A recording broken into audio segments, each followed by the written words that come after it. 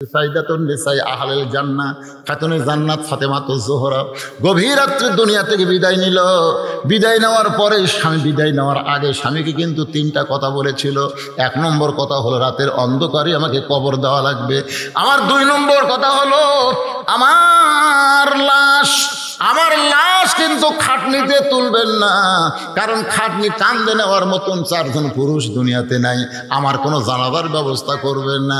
হযরত আলী গভীর রাত্রে ফাতেমার দেহ কান্দে করে ওই জান্নাতুল বাকির পূর্ব কোণায় দাফন করার পরে আল্লাহকে বলতেছে, আল্লাহ পর্দানিশি ফাতেমার কবর হয়ে গেল, আমি স্বামী খুশি হয়ে গেছি, তুমি আল্লাহ খুশি হও।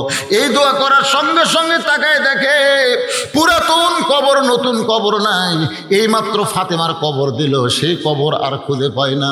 গোটা জান্নাতুল বাকি হযরত আলী দৌড়াই, ফাতেমার কবর। কে যেন ডাকতে বলে, আলী রে ফাতেমা আমার পর্দা নিশি, আমি আল্লাহ জোহরা ডিগ্রি দিয়া ফাতেমার কবরকে কিয়ামত পর্যন্ত পর্দা করেছি। আমার মায়েরা যারা পর্দার অন্তরালে ওই ফাতেমার সিগনেচারে যদি জান্নাতে যাবার চান তাহলে মাত্র 4টা আমল করবেন মা। 1 নম্বর আমল হলো নামাজ, 2 নম্বর আমল হলো রমজান মাসের রোজা, 3 নম্বর আমল হলো স্বামীর কথা মতো চলা, আর 4 নম্বর আমল হলো পর্দার ভিতরে থাকা, সতীত্বের হেফাজত করা। এই 4টে আমল যদি মেয়েরা করতে পারে আল্লাহ খুশি হয়ে 8টা জান্নাতের দরজা খুলে দিবে। সুবহানাল্লাহ বলেন না কে? কে দিছে রে? রাসেল মোহাম্মদ আলী আসলাম হোসেন রাসেল BNF টেলিভিশন রে 500 টাকা দিয়ে দোয়া চাই। কি দোয়া করবো? টেলিভিশনের কি দোয়া করবো? 3000 টাকা টেলিভিশনের দোকান নাকি? কি রে? শামীম 3000 টাকা। কি নাম? শামীম 3000 টাকা। নান্দুরার শামীম, নান্দুর এই গ্রামের নামে তো নাম নান্দুর। এই গ্রামে তো কেউ দান করেনি, এই শামীমটাই খালি করলো। শামীম কুটি শেষ সোনার স্থান কুটি রায় আগে গেছে। ও টেলিভিশন মার্কা প্রতীক পাশে, সেটা বুঝাল না। আমাদের এলাকাতে হিরো আলম দাঁড়াছিল MP ইলেকশনে, ওর মার্কার নাম হলো একতারা। আমি বললাম ভাই একতারাত কেউ যদি সিল মারে, এরকম একতারাত একটা সিল মারিল, একতারা জায়েজ না হারাম? এ কথা কর না কেন? ঢোলক একতারা দোতারা সবগুলা হারাম, তা হারামত কেউ সিল মারবি? মার্কা একটা লিখছে টেলিভিশন। এখন টেলিভিশন দিয়ে দেশ চলতেছে। টেলিভিশন খারাপ না, ছুরি খারাপ না। ছুরি যদি ডাকাতের হাতে যায় খারাপ, আর হুজুরের হাতে আসে কুরবানি হবে। তোর এখন ঠিক না, জাগা বুঝতে ছুরি দেওয়া লাগবে, সব ধরনের হাতে ছুরি দেওয়া যাবে। হযরত আলী যে আয়াতটা বলে মাটিতে দাগ দিয়েছিল সে আয়াত এখনো কোরআনের মধ্যে আছে। আপনি যদি আয়াত পড়ে বালুতে ফুঁক দিয়ে ওই বালু যদি বাড়ির চারিধার ছিটায় দেন, ওই আয়াতটা পড়ে যদি ছুরির আগায় ফুঁক দিয়ে ওই ছুরি দিয়ে যদি দরজায় একটা দাগ দিয়ে দরজা খোলা রাখে, আপনার বাড়িতে চোর ডাকাত কোনোদিন ঢুকতে পারবে না। সে আয়াতটার নাম হলো আয়াতুল কুরসি। ধরে বলেন আয়াতের নাম কি? 5 ওয়াক্ত নামাজের সালাম ফেরানোর পরে এই আয়াতটা কেউ যদি তেলাওয়াত করে, 5 ওয়াক্ত নামাজের আগে না পড়ে, আগে না পড়ে, ইমাম যদি তাড়াতাড়ি মোনাজাত করে তাহলে মোনাজাতের পরে আয়াতুল কুরসি যারা তেলাওয়াত করবে, আল্লাহ রাসূল বলেছেন 5টা বিপদ থেকে আল্লাহ তাকে বাঁচাবে। 1 নম্বর বিপদ হলো ইমানের সাথে আল্লাহ তার মৃত্যু দিবে। সুবহানাল্লাহ। 2 নম্বর বিপদ হলো কঠিন বিপদ কিন্তু আসবে 2 নম্বর, সেই বিপদটা হলো আল্লাহ তাআলা কবরের আযাব থেকে তাকে মাফ করে 3টা প্রশ্নের উত্তর তার জন্য সহজ করে দিবে। 3 নম্বর পুরস্কার হলো মিজানের পাল্লায় আল্লাহ নেকির পাপের চাইতে নেকির ওজন বেশি করবে। 4 নম্বর পুরস্কার হলো বিজলি আকারে পুলসিরাত পাড়ি দিবে। 6 নম্বর পুরস্কার হলো সালামুন আলাইকুম তিবতুম ফাদখুলুহা খালিদিন, চিরস্থায়ী আল্লাহ জান্নাতের দরজা খুলে দিবে। তো নামাজের আগে না পরে এই আমলের মাধ্যমে কিন্তু 5 ওয়াক্ত নামাজ পড়াই লাগবে, জোরে কোন কথা ঠিক না? না পড়ে মাঝে মধ্যে নামাজের পরে কলে বাদান, তাহলে বোঝা গেল নামাজও ধরা লাগতেছে, আয়াতুল কুরসিও মারা লাগতেছে, জোরে কোন ঠিক না? কত বড় চালাক বারে আল্লাহ রে। হ্যাঁ, নামাজ যদি কেউ ধরে যুগে খালি নামাজ ধরো মা সন্ন্যাসানেরা, খালি নামাজ ধরো, ইন্না সালাতা তানহাল ফাহশাই ওয়াল মুনকার, একমাত্র নামাজই পারে মানুষকে যাবতীয় খারাপি থেকে বাঁচায় দিতে। আল্লাহ আমাদের সকলের জন্য কবুল করুক, সকলে বলে আমিন। ফজরের নামাজ আমাদের জামাতের সঙ্গে পড়তে হবে, রাজি আছেন তো? 2-1 কয়, বাদ বাকি কয় না। আল্লাহ সকলের জন্য ফজরের নামাজ জামাতে কবুল করুক, জোরে করে আমিন। আস্তাগফিরুল্লাহ পড়েন, আস্তাগফিরুল্লাহ। দেন তহমিনা দিছিল 500 টাকা, মারা গেছে। ও তহমিনা মারা গেছে, তার রুহের মাগফিরাতে 500 টাকা দান করেছে, আল্লাহ কবুল করেন, আমিন। নান্দুরার 500 টাকা দান করছে, আল্লাহ কবুল করেন। কি কোরআন তেলাওয়াত হয় এই সাইড থেকে, কে জানো তাও দুর্বল আসতে। আল্লাহু আকবার। আপনি হওয়ার থেকে মরা পর্যন্ত সুবহানাল্লাহ জিকির করেন, আল্লাহ খুশি হবি, শয়তান সরবি না, ওটি থাকবি। আপনি হওয়ার থেকে মরা পর্যন্ত আলহামদুলিল্লাহ জিকির করেন, আল্লাহ খুশি হবি, কিন্তু শয়তান ব্যাপার হবি না। একবার খেলে আল্লাহু আকবার বলেন, শয়তান এত জোরে দৌড় মারবি আর পিছন দিকটা বাতাস বাড়াবি, ওরে বাবা রে। শয়তান তাড়ানোর তাকবীর হলো লিল্লাহি।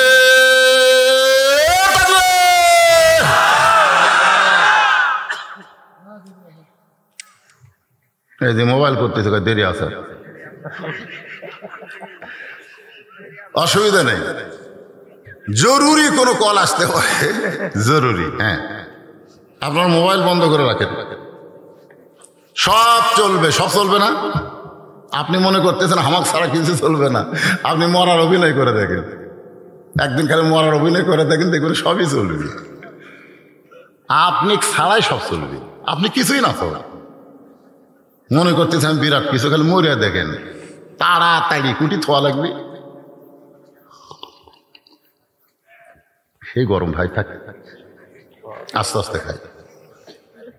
তো কি বলতেছি মনে আছে তো আপনাদের? ফাযকুরুনি আযকুরুকুম ওয়াশকুরুলি ওয়ালা তাকফুরুন। এইটা বলতে বলতে আমি বলতেছি ইন্না নাহনু নাযালনা যিকরা। তাহলে এই কোরআনটাও হলো একটা জিকির। কোরআনের এক নাম কি? জিকির। হ্যাঁ, তাহলে এখন বলেন তো, কোরআন যে জিকির আল্লাহ বললো, এর পিছনে কারণ কি? 37 জন মক্কার বাসা বাসার নেতা আল্লাহর বাড়ির চারিধার ঘেরাও করছে। 37 জন, তারকে হাতে তলোয়ার লাঠি বল্লম, নবীর বাড়ির চারিধার ঘেরাও করছে। নবী খালি বাড়ির থেকে বাড়ালি পিটাই মারবি। নবী আলী গিয়া বলতেছে, আলী তুই আমার বিছনাত ঘুম পাড়, তুই আমার বিছনার মধ্যে ঘুমায়া যা। আলী বলতেছে, হুজুর আমি আপনার বিছনায় কেন ঘুমাবো? রাসূল বললেন, আল্লাহ হিজরত করার হুকুম দিছে। আলী বলতেছে, ইয়া রাসূলুল্লাহ এতদিন আপনার বাড়ি কেউ ঘেরাও করলো না, তখন আল্লাহ হিজরতের হুকুম দিল না, আজকে লাঠি সোটা নিয়ে আপনাকে মারার জন্য যখন রেডি, এই সময় আল্লাহ আপনাকে বের হবার বলতেছে। আমার মনে হয় আল্লাহ আপনাকে মার খেলাবে না। এতদিন মক্কার কেউ আপনার বাড়ি ঘেরাও করেনি, তখন আল্লাহ আপনাকে হিজরতের হুকুম দেয়নি। আজকে সবাই লাঠি সোটা নিয়ে যেভাবে দাঁড়িয়ে আছে খালি বের হলেই মারবে, আর এই সময় আল্লাহ আপনাকে হিজরতের হুকুম করতেছে। আল্লাহ কা আলী তুই ছোট মানুষ, তুই বুঝবো না, নবীর কথা মতো হযরত আলী ঘুমায়া যায়। গভীর রাত্রে আল্লাহর নবী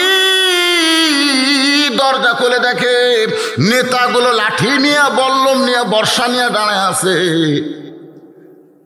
রাসূল বলে, আল্লাহ ঈসা আলাইহিস সালামকে আপনি ঘরের ছাদ ফাঁকা করে আসমানে নিয়ে গেলেন, আর আমাকে আপনি এদের ভিতর দিয়ে হিজরত করতে বলতেছেন। আল্লাহ আমি কি করব? আল্লাহ বলে, আপনাকে একটা পারমাণবিক বোমা দিয়েছি, যেই বোমার নাম হলো কোরআন। ধরে করেন সুবহানাল্লাহ। এই কোরআন থেকে কয়েকটা আয়াত তেলাওয়াত করে এক মুঠি বালির মধ্যে ফুঁক দেন, ফুঁক দেওয়ার পরে বালি উপর দিকে ছিটায় দেন।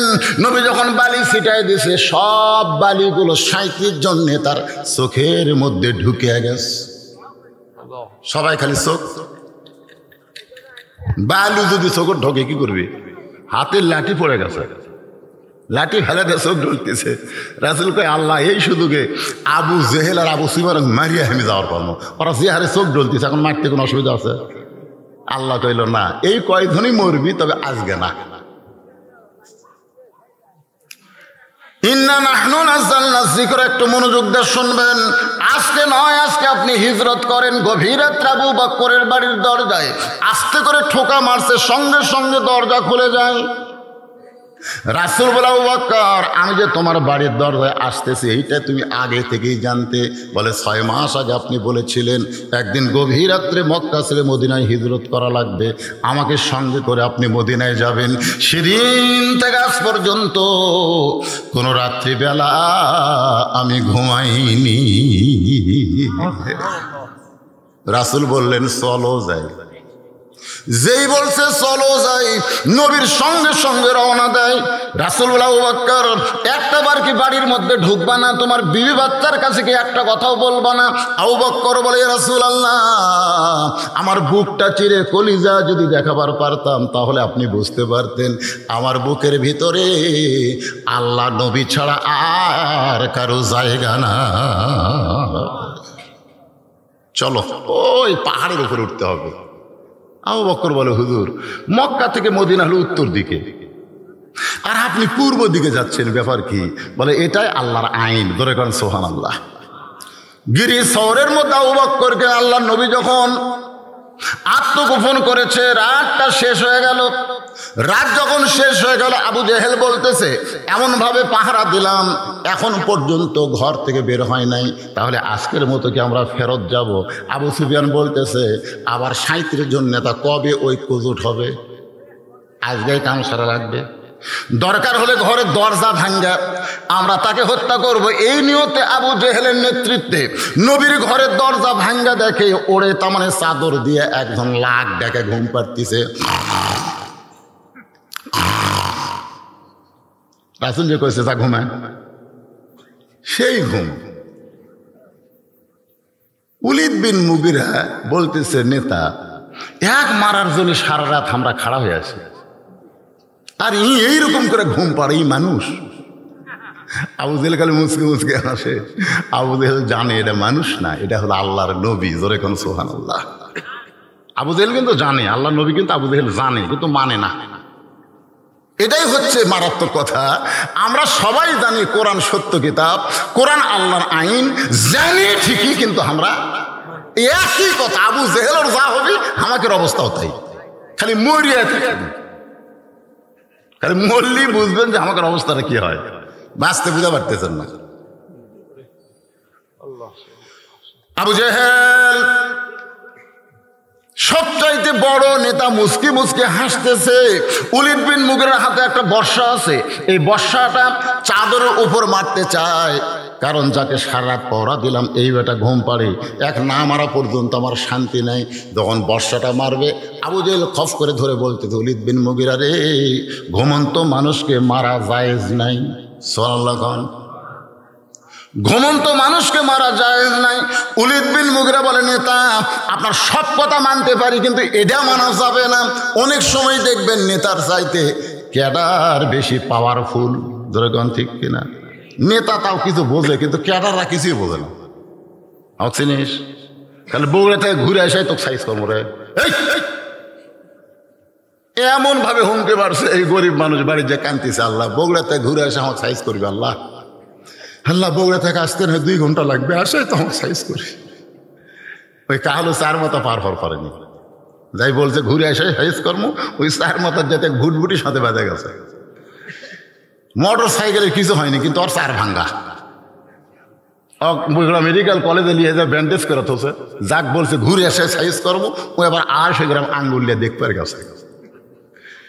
দেখবার যা বলতেছে কে ভাই ঘুরে যাই সাইজ করবো, তোর কি হইল?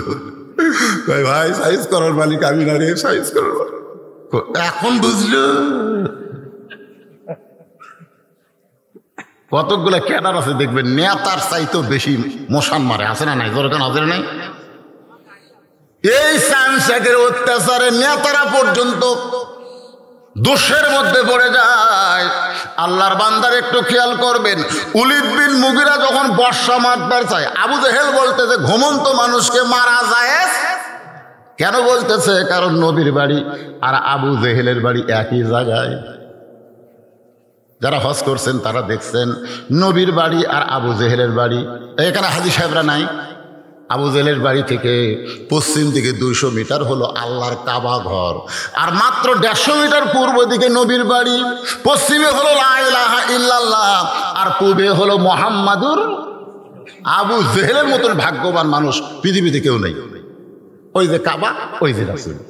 হায় হায়, তারপরেও শালা 1 নম্বর খারাপ, নামাজ পড়ে না পারে। মসজিদের কাছেই বাড়ি, আকামত দিলে শোনা যায়, এরপরেও এই মসজিদে আসে না। কথা কন এরকম নাই? মসজিদের কাছেই বাড়ি, আকামত দিলে ওর বাড়ির থেকে শোনা যায়, এরপরেও নামাজ পড়ে না। ওই কিন্তু আবু জেহেলেরই লোক, কিন্তু মুসলমান নাম ধারণ করতেছে। একটু মনোযোগ দিবেন। আবু জেহেল বলতেছে উলিদ বিন মুগিরা রে, ঘুমন্ত মানুষকে মারা চলবে না। উলিদ বিন মুগিরা কয় আমি মারবই। এই মারবই কই আবার যখন বর্ষা মারছে খপ করে আবু জেহেল ধরছে। তুই আমার কথা শুনিস না কেন? আল্লাহ নবীর যত শত্রু ছিল সবচাইতে খারাপ শত্রুর নাম হলো, সবচাইতে বড় শত্রু হলো আবু জেহেল। আবু জেহেল, হ্যাঁ, কিন্তু সবচাইতে খারাপ শত্রু হলো উলিদ বিন মুগিরা। হ্যাঁ, মুগিরা মাঝে মধ্যে রাসূলকে গালি দিত।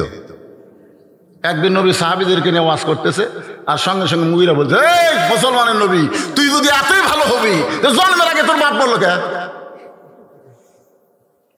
আচ্ছা, জন্মের আগে বাপ মরলো, এটা নবীর দোষ?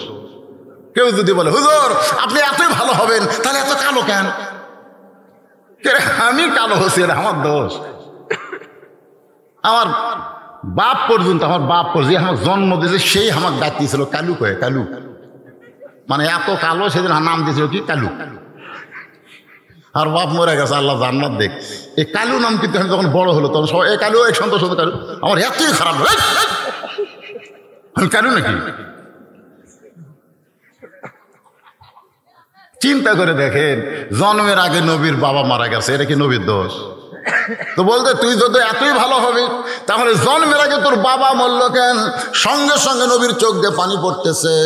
শিশুকালে মইরা গেছে মা, গর্ভে থাকতে মরছে পিতা, নবী চোখে দেখলেন না। কে করিবে লালন পালন, কে দিবে সান্ত্বনা? এই দুনিয়ার বড় এতিম নবী ছিলেন একজনা।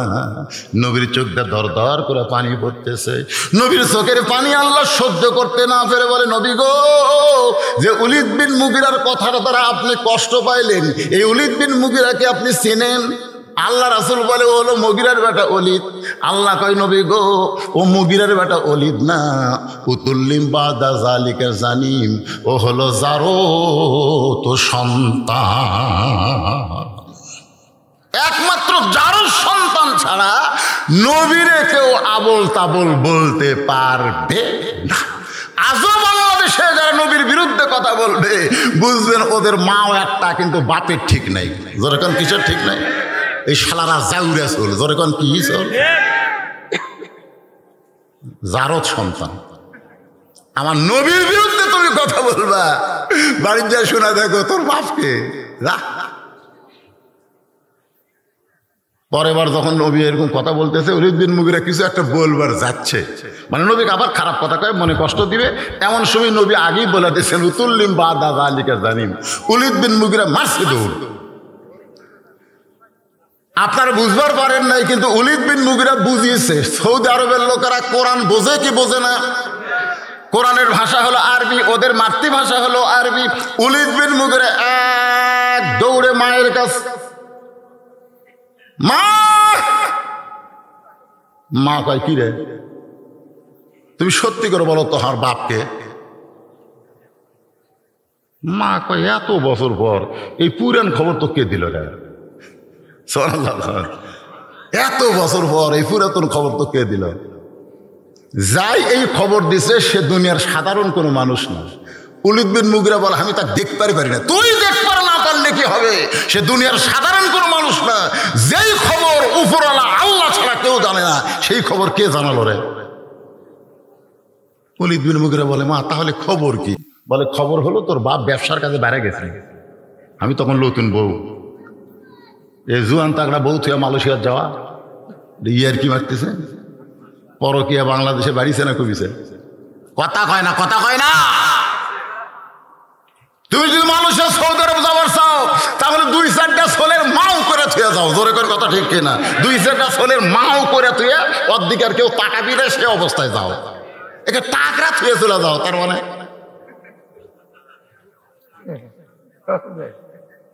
আছে না নাই? জোরে কোনো আছে না নাই? চলে গেছে, চলে গেছে। এখন ওলীদ বিন মুগীরার মা বলতেছে তোর বাপ ব্যবসার কাজে যায়, ব্যবসাতে এত লাভ আছে যে আমি যে বউ বাড়িতে যে আমার কথা মনেই নেই, টাকার ধান্দাত বউ ভুলে গেছে। আমি একদিন ছাদের উপরে উঠছি, মনের মধ্যে একা একা কেন ভালো লাগে না, কোনো কাজে মন যেন বসে না, আমার কি হতে কি হইয়া গেল। লাগবে না? এই গলা খারাপ লাগতেছে? গলা যা গেছে তাই নাই? এ গান আমরা শুনছি ছোটবেলায়। একা একা কেন ভালো লাগে না, কোনো কাজে মন যেন বসে না, আমার কি হতে কি হইয়া গেল। ছাদের ওপর এখানে উড়ঝুড় করতেছে। ইতিমধ্যে ওর মা বলতে তোর বাপের ছোট ভাই ওলীদ বিন মুগীরাকে ওর মা বলতেছে তোর বাবার ছোট ভাই বাড়ির চারিধার তওয়াফ করতেছে। ভাই যখন বাড়িতে না থাকে তখন দেওরা কিন্তু মজা মারে। ভাইয়া তোমার বউ, আমি যে দেবর, ভাইয়া তোমার বর, আমি যে দেবর, বুঝে দেখো ভাবি কার বেশি দাবি। ভাইয়া গেছে মালয়েশিয়ায়, আমি এখন আসি। একের কোরআনের বাস্তব ঘটনা দেখেন। ওলীদ বিন মুগীরার মা বলতেছে তোর বাপের ছোট ভাই খালি চারিদিকে ঘোরে, চারিদিকে যখন তাওয়াফ করে, তাওয়াফ এমন সময় আমি ছাদ থেকে নিচে নেমে এসে ঘরের দরজা খুলে দেই। ঘরের দরজা খুলে দেওয়ার পরে তোর চাচা আমার ঘরের মধ্যে ঢোকে। আমি তোর চাচাকে আমার দিকে আকৃষ্ট করি। আকৃষ্ট বলা লাগবে না, বলা লাগবে না, তুমি আমার কাছে আসো। খালি এইরকম অন্য আগে এইরকম আসলো, সব ঢাকাতেছে। এখন অন্য ঘুরে এই দিকে গেছে, এই দিকে বলা লাগবে আসো আসো, বলা লাগবে। এমনি যুবক বুঝবার পারবি আমার ডাকতিছে। তোর কোন কথা ঠিক না? ওলীদ বিন মুগীরার মা বলতেছে তোর চাচার সঙ্গে আমার হলো, এই চাচার সঙ্গে হওয়ার কারণে তুই আমার পেটের মধ্যে আইলি, তুই আসলি জারদ সন্তান। সুবহানাল্লাহ। আল্লাহর কোরআন কি ঠিক নাই? ইন্না নাহনু নাযালনা যিকরা ওয়া ইন্না লাহু লাহাফিজুন। এর মধ্যে কম বেশি করার সুযোগ পৃথিবীর কারো নাই, কারণ স্বয়ং আল্লাহ নিজের কুদরতে হাত দিয়ে কোরআন হেফাজত করতেছে। জোরে কোন কথা ঠিক কি না? কম বেশি করবে। আবু জেহেল ওলীদ বিন মুগীরার বর্ষা ধরে চাদর ধরে মারছে টান। যেই চাদর টান মারছে, চাদর টান মারা দেখে নবী নাই, চাদরের মধ্যে আলী ঘুমাই। কে রে তাহলে সারা রাত কাক পড়া দিলাম রে? এই নবী কোন দিকে গেছে রে? আলী বলতেছে আমি ঘুম পাড়ছি, আমি ঘুম পাড়ছি। ভাই আমি জানি না তোরা চেতন থাকি কি করলু? তোরা যে চেতন থেকে নবীর ঘর পহরা দিল, নবী কোন দিক দিয়ে গেল তোরাই কহ। এমন কথা হযরত আলী বলেছে আবু জেহেলের মুকুট ছাই পড়ে গেছে। জোরে খান সুবহানাল্লাহ, সুবহানাল্লাহ, জোরে খান। আবু জেহেল বলতেছে আর দেরি করা যাবে না, গোটা মক্কা ঘেরাও করো, হয়তো কোনো পাহাড়ের গর্তে আশ্রয় নিয়েছে। এই কথা বলে 37 জন নেতা নিয়ে আবু জেহেল যখন যাবার চায়, এমন সময় হযরত আলী এভাবে বুড়ে আঙ্গুল আমার দিকে তাকান, ওই 37 জন নেতাকে লক্ষ্য করে এরকম বুড়ে আঙ্গুল ঘুরেই। আবু সুফিয়ান বলে নেতা ই চাদরের মধ্যে ঘুম পেড়া নবী হারাছে, কারণ আমরা জানলাতে বারবার দেখছি না শুয়ে আছে। কিন্তু এই যে শুয়ে আছে সেটা আমরা জানি। এই নবী একবার হওয়ার সাহায্য করছে, একই শেষ করা লাগবে। আলী বলতে চাই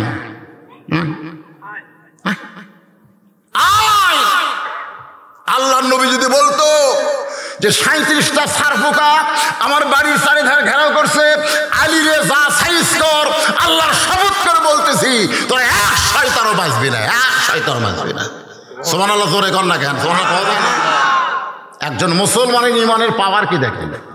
নবী যদি বলতে আলী আমার বাড়ির চারিধারে 37 জন সেনা, 37 জন নেতা ঘেরাও করছে, যা তো যা সাইজ কর। আপনারা বলেন তো আলী পারতো কি পারতো না? কিন্তু নবী তা নয়, কি করছে? ঘুমায় ঘুমায়, যা ঘুমায়। আবু জেহেল বলতেছে ওর দিকে যাওয়ার দরকার নাই, কারণ আবু জেহেল জানে তিহিমা প্রান্তরে নবী যখন সাহাবীদের নিয়ে আলোচনা করতেছে, এমন সময় মক্কার কাফেরেরা একজন বীরকে ভাড়া করছে। ওই বীরের নাম হলো আমর। জোরে কর নাম কি? নবীকে যদি হত্যা করতে পারো তাহলে তোমাকে এত হাজার পুরস্কার দেওয়া হবে। মহাবীর আমর কাবা ঘরের সামনে গিয়া কাবা স্পর্শ করে বলতেছে, যতক্ষণ পর্যন্ত মুসলমানের নবীকে হত্যা না করব ততক্ষণ পর্যন্ত পানিও পান করব না, দুনিয়ার কোনো খাদ্য খাবো না। এই বলে 3.5 মণ ওজনের তরবারি, 3.5 মণ ওজনের তরবারি কান্দে দিয়েছে। তরবারি ওজন কত? 3.5 মণ ওজনের তরবারি কান্দে নিয়ে নবীকে হত্যা করার জন্য আমর মক্কা থেকে রওনা দিচ্ছে। আল্লাহ রাসূলকে জানানো হলো, ইয়া রাসূলুল্লাহ, মক্কার সবচাইতে বড় বীর যিনি প্রতিদিন 21 কেজি খাদ্য খায়, প্রতি সন্ধ্যায় 21 কেজি খাদ্য খায়, সেই মহাবীর আমর আপনাকে হত্যা করার জন্য রাস্তা নিয়েছে 3.5 মণ তরবারি কান্দে নিয়ে। আল্লাহ রাসূল বললেন, সাহাবীরা তোমরা শুনলে আশ্চর্য হবে, মহাবীর আমর আমাকে হত্যা করার জন্য আসতেছে। ওসমান গনি বললেন, হুজুর দোয়া আল্লাহ যেন আমরের হাত পাও অবশ করে দেয়। মুসলমান তো এই দোয়া ছাড়া তোর কিছু নেই, আল্লাহ ফিলিস্তিন মুসলমানকে হেফাজত করো, আমরা কিছু করব। 2 ফোঁটা চোখের পানি দেওয়া ছাড়া আর আমাকে কিছুই নাই। মুসলমানের সরকারি উচিত হলো প্রত্যেকটা মুসলমান যুবকদেরকে ফিলিস্তিনে যাওয়ার ভিসা দেওয়া। জোরে কোন কথা ঠিক কিনা? কথা বল না, বেঁচে থাকা কি লাভ? বুখারী শরীফের হাদিস, বুখারী শরীফে, মা হাদানিয়া দুখুলুল জান্নাত ইহুব্বি আন ইয়ারজি ইলা দুনিয়া ওয়া লাহু মা আলাল আরদি মিন শাইইন ইল্লা শাহীদুন ইয়াতামান্না আন ইয়ারজি ইলা দুনিয়া ফায়ুক্তাল 10 মাররাতান লিমা ইয়ারা মিনাল কারামাতি। রাওয়াহুল বুখারী কিতাবুল মাগাজি। আনাস থেকে বর্ণিত হাদিসটা। জান্নাতুল ফেরদাউস পাওয়ার পরেও একদল লোক দুনিয়াতে আসার জন্য ছটফট করবে। আল্লাহ বলবে, শহীদ হওয়ার কারণে আমি আল্লাহ তোদেরকে জান্নাতুল ফেরদাউস দিলাম, এরপরে দুনিয়াতে যাবার চাষ করেন। ওরা তখন বলবে, আল্লাহ শহীদ হওয়ার সময় শহীদ হওয়ার যে কি মজা আমরা পাচ্ছি, সেই মজা জান্নাতের মধ্যে নাই। আমরা আবার দুনিয়াতে যাব, ওই ইসরায়েলের বিরুদ্ধে 10 বার, কয়বার? 10 মাররাতান, 10 বার যুদ্ধ করে শহীদ হব। শহীদ হওয়ার মধ্যে যে মজা, সে মজা জান্নাতের মধ্যে নেই। আর আমরা খালি বাঁচ ফের চাই, যার কারণে তো ইসরায়েলি ইহুদিরা ইচ্ছা মতো মারতেছে। ছোট ছোট বাচ্চাদেরকে পর্যন্ত হত্যা করতেছে। একটু মনোযোগ দিবেন। ওসমান গনি বলে, ইয়া রাসূলুল্লাহ দোয়া করেন। সঙ্গে সঙ্গে নবী হাত তুলেছে, দোয়া করবে, আল্লাহ আমরের হাত পাও অবশ। হাত পাও যদি অবশ হয় তাহলে ওই তরবারি আসে পারবি? এই অবশ পর্যন্ত বলতেই আল্লাহর কোরআনের আয়াত নাযিল হচ্ছে। ফেরেশতা জিবরাইল এসে বলতেছে, ইয়া আইয়ুহান নাবিয়্যু হারজিল মুমিনিনা আলাল কিতাল। হে রাসূল, দোয়া দিয়া সব কাম হবে না।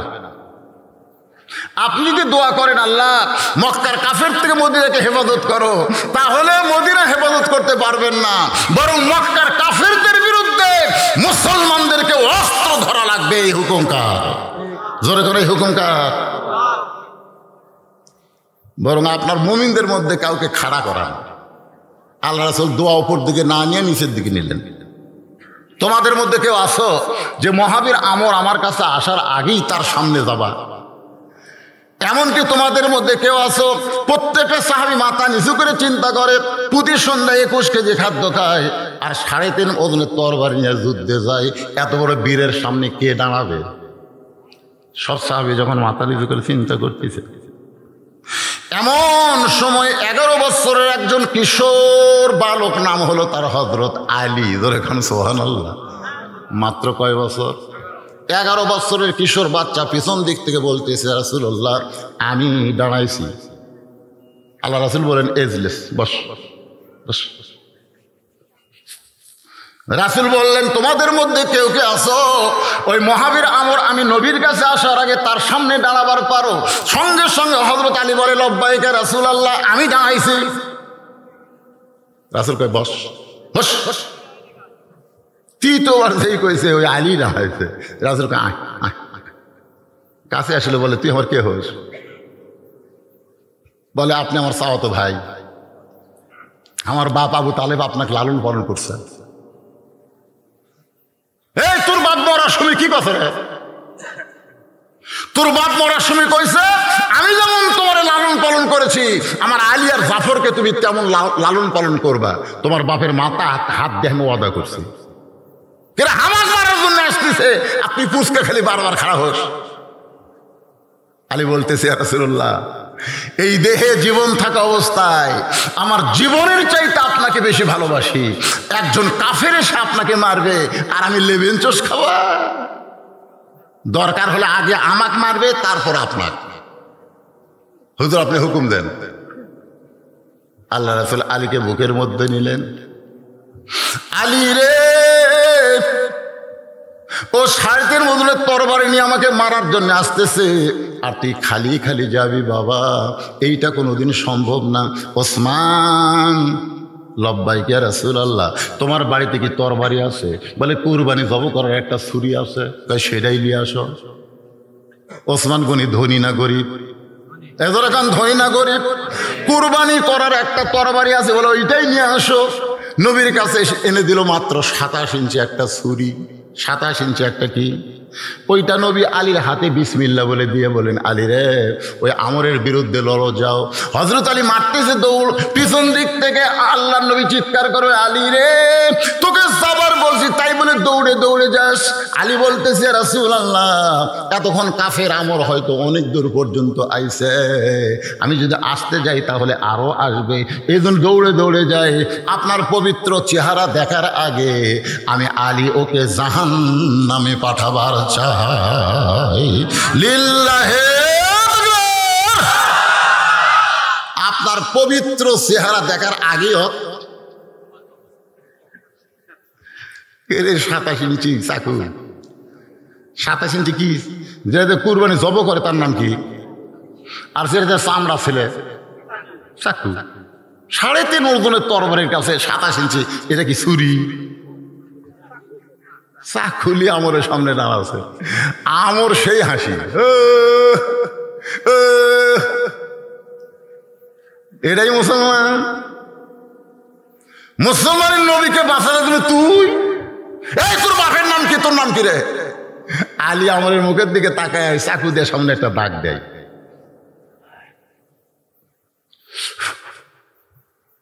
কোরআন শরীফে পড়তিছে,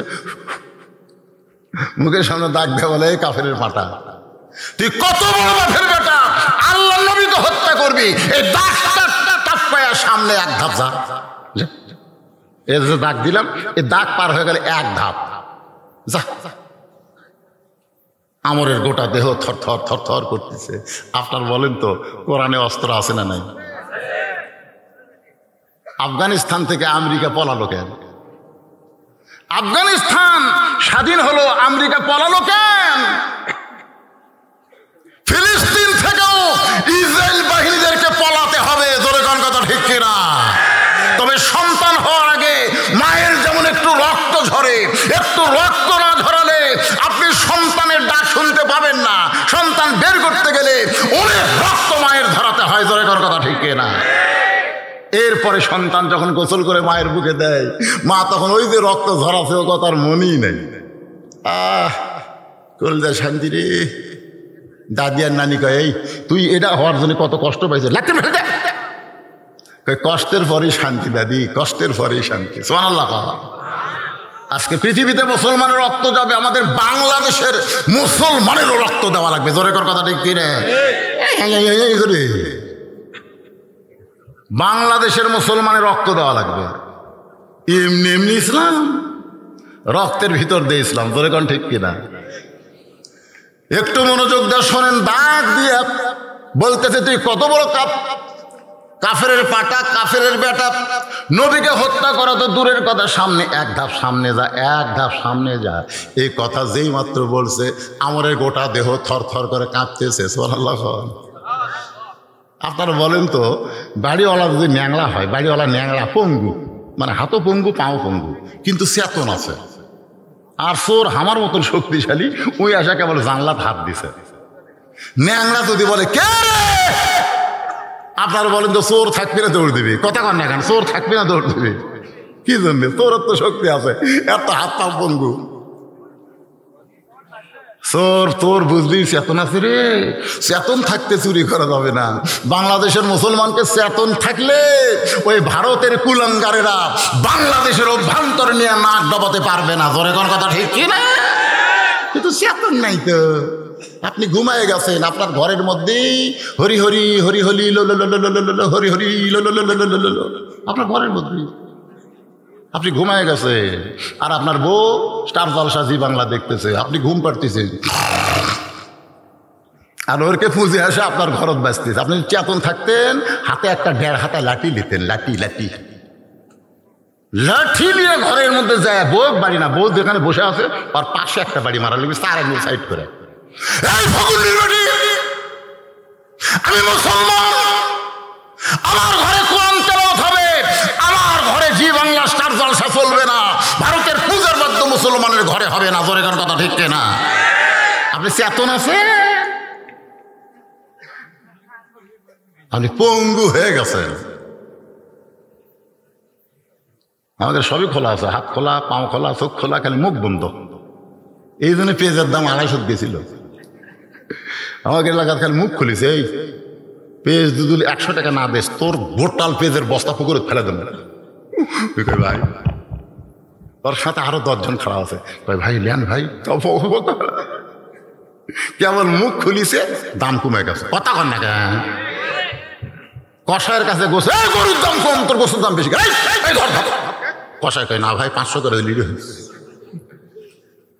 মুখ খোলা রাখবি ভাই, মুখ না খুললে একজনের কাম 10 জনের কাম একলাই করে দিয়ে যাবি। জোরে কোন কথা ঠিক কি না? মুখ খোলা লাগবে, মুখ বন্ধ রাখলে চলবে না। দেখেন হযরত আলীর গাওয়াত বল আছে, কথা কেন গাওয়াত বল আছে।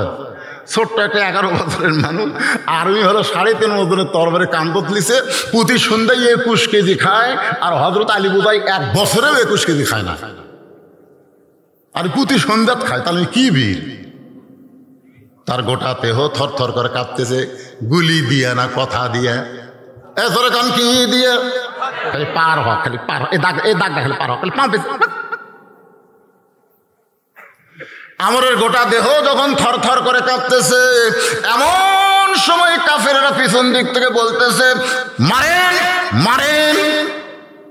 এত বড় তরবারি নিয়ে এই ছোট বাচ্চার সামনে আপনি ব্রেক হলেন কেন? মারেন। আমর যখন 2.5 মনোজনের তরবারি নিয়ে হযরত আলীকে মারতে চায়, ইত্তাকু ফিরাসাতাল মুমিনিনা ফাইন্নাহু ইয়ানজুরু বিনুরিল্লাহ। হযরত আলী নূরের চোখে দেখে ওইটা তরবারি না, ওইটা আল্লাহ কাঠের তক্তা বানায়া দিছে। এ আমরের তরবারি তক্তা। জোরে কোন কি? আসলেই তরবারি, কিন্তু হযরত আলী দেখতেছে তক্তা। এখন আপনার বলেন, যখন নমরুদ বলতেছে একটা টান মারমতে আগুনে পুড়ে মরে যাবে, আল্লাহ তো ইব্রাহিম একবার তাকাতো। ইব্রাহিম নবী আগুনের দিকে তাকে দেখে, খাট সেট করা, চারিদিকে ফুল দিয়ে করে। নমরুদ দেখায় আগুন, ইব্রাহিম নবী দেখে খাট, ফুলের বাগান। আপনারা বলেন তো, ফেরাউন বলতেছে দেখ দেখ দেখ দেখ সামনে দরিয়া, পার হবি কেমনে? মুসা আলাইহিস সালাম তাকায় দেখে 12 লাইন রাস্তা। বলে কোন সুবহানাল্লাহ। আমাদেরকেও আল্লাহ দেখাবে, আল্লাহ দেখাবে। ওরা অ্যাটম বোমা মারবে বাংলার মুসলমানকে শেষ করার জন্যে, আর বাংলার মাটি পড়ার সাথে সাথে মিষ্টি বাঙ্গি তরমুজ হয়ে যাবে। আমাদের ছেলেবেলে তরমুজ বাঙ্গি পাচ্ছে না, ওরা দৌড়ে দেখ চাকু দিয়ে কাটবি, কাটা দেখবি সেই লাল। ওরা খাচ্ছে আর ওর দূরবীন দিয়ে দেখতেছে কে রে, বোমার খবর কি? তখন বলবি খাচ্ছে ভাই, বোমা খাচ্ছে। আল্লাহ পারবে না কি? কোন আল্লাহ পারবে কি পারবে না? আল্লাহ সে আল্লাহ আছে না নাই? যে আগুনের চুলাকে শান্তির বাগান বানায়, দরিয়াকে রাস্তা বানায়, যে আল্লাহ আলীর জন্য কাফের আমরের তরবারি তক্তা বানায়, এখন বলেন সে আল্লাহ আছে না নাই? কিন্তু সাহস করে আমাকে বার হওয়া লাগবে, বার হওয়া লাগবে। যদি পুলিশ গুলি করি, এই গুলির ভয় করা যাবে না। গুলি বেঁকা হয়ে ওর কেউ মধ্যে একজনের কাছে ফুটবি, জোরে কোন কথা ঠিক না? একটু মনোযোগ দিয়ে শুনবেন। হযরত আলী তক্তা দেখার পরে এক লাফে তক্তার উপরে উঠে বিসমিল্লাহ বলে 27 ইঞ্চি, জোরে কোন কয় ইঞ্চি? আমরের ঘাড়ের মাপও হলো 27, আলীর তরবারির মাপও হলো 27, একের খাফের খাপ। এমন ভাবে বিসমিল্লাহ কয়ে লাগাইছে, সঙ্গে সঙ্গে আমরের দেহ থেকে কাল্লা বিচ্ছিন্ন, সমস্ত কাফের বেঈমান মারছে দৌড়। হযরত আলী নবীর কাছে, আলী নবীকে বুকের মধ্যে নিয়ে বলতেছে, আলী রে, এই মুহূর্তে আল্লাহ তাআলা জানাইছে আলী আলী না, আলী হলো আসাদুল্লাহিল গালিব। আলী খালি কান্দে, হুজুর আমি মারি নাই, হুজুর হুজুর আমি মারি নাই। আল্লাহর শপথ করে বলতেছে হুজুর আমি মারি নাই, খালি ঘাড় ঠেকাছি। আল্লাহ শপথ করে বলতেছে হুজুর আমি মারিনি, খালি এইরকম ঠেকাছি হুজুর। আল্লাহ বলতে চুপ, আল্লাহ রাসূল বল চুপ চুপ। এই কথা জানার কেউ না শোনে। ওরা এখন আসেনি, সাহাবের এখন আসেনি, আমি নবী দৌড়ে আসে তোটা, এটা যেন কেউ না শোনে। তুই যে ঠেকাতেই মরছে এটা যেন করিস না। আলী ওই যে চুপ হয়ে গেছে, বুঝলেন? সোন আল্লাহ, মুখ খোলে না। কামুজ দুর্গের দরজা হেঁচকা টান মারছে জিহাদের ময়দানে, যে দরজা 70 জন লাগে খুলতে লাগাইতো, সেই দরজা ঢাল বানাচ্ছে, সব কাফের ভয় দৌড়। আলী দরজা ফেলে দিছে, 80 গজ দূরে গিয়ে পড়ছে। সাহাবেরা গিয়ে বলতেছে ইয়া রাসূলুল্লাহ, আজকে মুসলমান বিনা যুদ্ধে জয়লাভ করলো। বলে কেমনে? বলে আলী খালি কামুজ দুর্গের দরজা হেঁচকা টান মারছে, ঢাল হয়ে গেছে, সব কাফের খুলে গেছে। বলে আলী কোথায়? আসতেছে। আল্লাহ রাসূল বলে আলী খবর কি? বলে হুজুর খবর শোনেননি? দরজা ধরে হেঁচকা টান মানো, ঢাল বানানো, সব ভয় দৌড়, দরজা ফেলে দিতে 80 গজ দূরে গিয়ে পড়ছে। ওর বিশ্বাস না হলে চলেন, দরজার কাছে নিয়ে যা বলতে চলে, এই দেখেন দরজা। রাসূল কয় দেখি একটা আলগা করতো। হযরত আলী দরজা ধরে নিচে নড়ে, কিন্তু দরজা নড়ে না। আবার দরজা ধরে নিজেই নড়ে, কিন্তু দরজা নড়ে না। রাসূল বলে আলী রে, তুই নিজেই নড়িস কিন্তু দরজা নড়ে না। বলে ইয়া রাসূলুল্লাহ, এইটাই আমার হাতের ঢালও ছিল, এইটা ফেলা দিলে 80 গজ দূরে গিয়ে পড়েছে। রাসূল বলে আলী, আমরকে মারার কথা তোর মনে আছে? তুই মারিস নাই, কে মারছে? কারণ তুই তখন একলা ছিলি না, তোর সঙ্গে আমার আল্লাহ ছিল। তুই যখন দরজা টান মারছিস তখন তোর সঙ্গে কে ছিল? তুই যখন দরজা ফাইলা দিছিস তখন তোর সঙ্গে আল্লাহ ছিল। কিন্তু এখন আলী তুই একলা হয়ে গেছিস। এখান থেকে প্রমাণ হয়ে গেল, মুসলমান যখন আল্লাহর রাহে কোনো কাজ করবে সেখানে মুসলমান একলা থাকে না, মুসলমানের সঙ্গে আমার আল্লাহ থাকে। নবীর কপাল ঘেমে ঘাম টপ টপ করে পড়তেছে। আবু বকরের মনে চিন্তা হয়, যেই মানুষটা কোনোদিন কাউরে কষ্ট দেয় নাই, সেই মানুষটাকে আজকে গাড়ে সুরের মধ্যে আত্মগোপন করা লাগছে। আবু বকর রাদিয়াল্লাহু নবীর ঘামটা নিয়ে খুব লোভ হচ্ছে, বুঝলি, মুক্তার দানার মতন কপালে ঘাম। ওই ঘামটা নিয়ে নিজের চেহারার মধ্যে যেই মাত্র মালিশ করছে, সঙ্গে সঙ্গে লক্ষ্য করে দেখে ওই ঘামের আলোতে গাড়ে সুর আলোকিত হয়ে গেছে। ওই আলো অবস্থায় দেখতে পায় গর্তের কোনায় একটা ছোট্ট ছিদ্র দেখতে পায়। ওই ছিদ্র দেখি আবু বকর চিন্তা করে, এই ছিদ্র দিয়ে কিছু বের হয়ে যদি আমার নবীরে কামড়ায়। গর্তের মধ্যে আছে 2 জন, কিন্তু নবীর মধ্যে নিজকে বিলীন করে দিয়ে বলতেছে কিছু বের হয়ে যদি আমার নবীকে কামড়ায়। বাম পাখানা গর্তের মুখে লাগাই দেয়। সঙ্গে সঙ্গে আল্লাহ তাআলা কোরআনে আয়াত নাজিল করে, আল্লাযী খালাকাল মাউতা ওয়াল হায়াতা লিয়াবলুয়াকুম আইয়ুকুম আহসানু আমালান ওয়া হুয়াল আজিজুল গফুর। আল্লাহ বলতেছে আজকে উত্তম আমলের পরীক্ষা হবে। এই সাবধান, যা যে 5 ছিদ্রের মুখে দিয়ে আছে ওই পাওতে একটা কামড় দে। আল্লাহর হুকুমে বিষাক্ত সাপ আবু বকরের পায়ের তালুতে কামড় দেয়, সঙ্গে সঙ্গে কারেন্টের মতো বিষটা হযরত আবু বকরের কলি যায়। আবু বকর কান্দে আর বলে, সাপরে তুই আমাকে কামড় দিলি, তুই মনে করছিস বিষের যন্ত্রণায় আমি পা টান দেব? সাপরে, আমার নবী উরাতের উপরে ঘুম পাড়তেছে, আমি নড়বো না, পাও টান দেব না। সাপটা আবার কামড় মারে। কিতাবের মধ্যে আছে 5বার সাপটা কামড় মারলে গোটা দেহ থরথর করে কাঁপতেছে। অসতর্ক মুহূর্তে 1 ফোঁটা পানি নবীর গাল মোবারকে পড়েছে। নবী আমার ঘুম থেকে চেতন পায়, বলা, আবু বকর বাড়ির কথা মনে করে কাঁদতেছো, বিবি বাচ্চার কথা মনে করে কাঁদতেছো। আবু বকর বলে, রাসূলুল্লাহ, ওই ছিদ্রের মুখে কিটা দিছি, বারবার কামড় দেয়। নবী ডাক দিল, আবু বকর, বিষাক্ত সাপের কামড়ে তুমি মরে যাচ্ছ, অথচ আমার ঘুম থেকে ডাক দিলা না। আবু বকর বলে, রাসূলুল্লাহ, ওই আল্লাহর শপথ করে বলতেছি, আমার জীবনের চাইতে আপনার ঘুমের দাম বেশি। আমি গেছিলাম গাড়ে সুরে আপনাকে দোয়ায়, ওই গাড়ে সুরের পাশেই মাত্র 25 মিটার দূরে একটা গর্ত পর্যন্ত আবু জেলের আসছে। আবু জেলেরা খুঁজতে খুঁজতে আসিছে। আবু বকর বলে, হুজুর ওই হুজুরকে পাও দেখা যায়। আল্লাহ রাসূল মুসকে মুসকে আসে, হুজুর আপনাকে খুঁজতেছে আর আপনি হাসতেছেন। রাসূলকে, আবু বকর তুমি কি মনে করছো আমরা 2 জন? আবু বকর বলে, হুজুর আমরাই তো 2 জন। না, আমাদের সঙ্গে আর একজন আছে, তিনি হলেন আমাদের আল্লাহ। জোরে করেন সুবহানাল্লাহ। হিজরত করে চলে গেলেন রাসূল মদিনায়।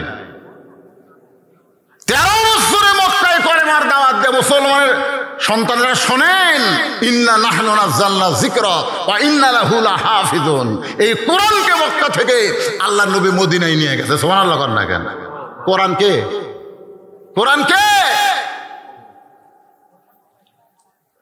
এক বক্তা একদিন ইউটিউবের ওয়াজে দেখলাম, জনগণকে প্রশ্ন করছে, নবীর দাম বেশি না কোরআনের দাম বেশি?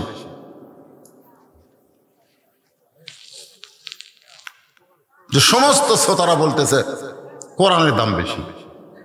আপনাদের ঘাট প্রশ্ন হলো, আল্লাহর কোরআনের দাম বেশি না আল্লাহর নবীর দাম বেশি?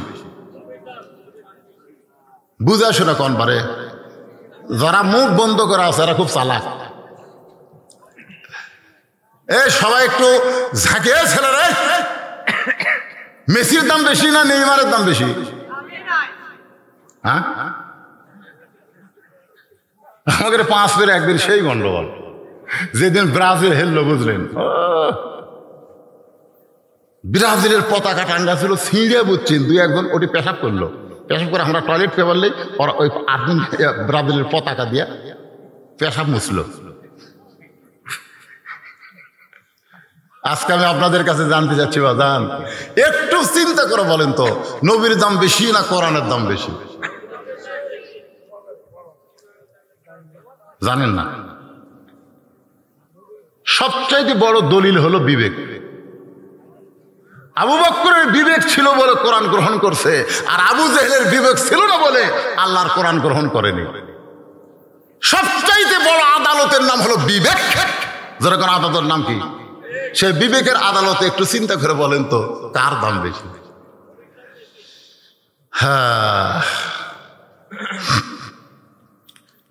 নবী যখন দুনিয়া থেকে বিদায় নিয়েছে, কতিপয় সাহাবী এসে মা আয়েশার ঘরের দরজায় বললেন, মা, নবীর সম্পর্কে আমরা একটু জানবার চাই। মা আয়েশা বললেন, তোমরা কি আল্লাহর কোরআন পড়ো নাই? বলে, হ্যাঁ, আমরা আল্লাহর কোরআন পড়ি। মা আয়েশা বললেন, আল্লাহর কোরআন যদি তোমরা পড়ে থাকো তাহলে শোনো, আল্লাহর কোরআনও যেমন আল্লাহর নবীও তেমন। কোরআন হলো আল্লাহর ওহী, আর বাস্তবে কোরআন হলো আল্লাহর নবী। জোরে কোন সুবহানাল্লাহ। আল্লাহ কোরআনে বলেছেন, মা ইয়ান্তিকু আনিল হাওয়া ইন হুয়া ইল্লা ওয়াহয়ুন ইউহা। আজকে আমি 2টা প্রশ্ন আপনাদের সামনে করছি। প্রথম প্রশ্ন কি করছে মনে আছে? আপনাকে খালি বলছে জানি না কোন, সেটা কি? সূরা ইখলাস কেন নাম হলো মনে নাই? একজন কইছে, মনে আছে। কেবারে মুরব্বীরা, ভাই কি বা না আমিও তো জানি রে ভাই, ও লোক তো উঠতেছে না, 2-1টা মুরব্বী উঠতেছে, এখন মধ্যে একটা যুবক ওঠেনি। খালি যুবকেরা যদি কোরআনের মহব্বতে বসে থাকবার পারেন আজকের আখেরি মোনাজাত পর্যন্ত, আমি বলতেছি তোমাকে বউ লিয়া কোনো টেনশন করা লাগবে না। পেশাব যারা বেশিক্ষণ কন্ট্রোল করে তাদের যৌবনও কন্ট্রোলে থাকে, ধরে এখন সুবহানাল্লাহ। আর ঘন ঘন ঘন ঘন যারা মারে,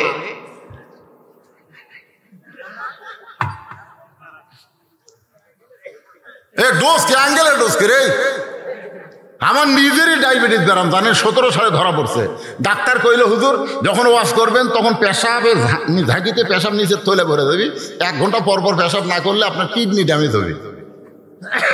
আমি এই কথা শোনার পরে 1 ঘন্টা ওয়াশ করতে দেখি তলপেটটা চিনচিন করে। আমি চিন্তা করলাম 1 ঘন্টা পরে যদি সব অধিক মাইক দিয়ে আমি পেশাব করে যাই তো জনগণ আসতে তৌবা করবি, এই বক্তাকার দাওয়াত দেবো না যে ওয়াশ করতে করতে পেশাব করেও যায়। বিশ্বাস করেন আমি আল্লাহর কোরআন এভাবে বুকে নিলাম, বুকে নিয়ে বললাম আল্লাহ তুমি বলেছ অনুনাজ্জিলু মিনাল কোরআনি মা হুয়া শিফাউ ওয়া রাহমাতুল লিল মুমিনিন, এই কোরআনকে যাবতীয় রোগের ওষুধ হিসাবে তুমি নাজিল করছো। তাহলে ওয়াজ করতে যে হাত পেশাব তল ভরে গেছে, যাবো না যাবো না যাবো না। 10 মিনিট আমার একটু কষ্ট হয়েছে, তারপরে আমার তলপেট এমন ঠান্ডা হওয়া হলো, এরপরে ঘন্টার পর ঘন্টা ওয়াজ করি আর আমার কোনোদিন পেশাব লাগে না। কোরআনের উপর মহব্বত করেন।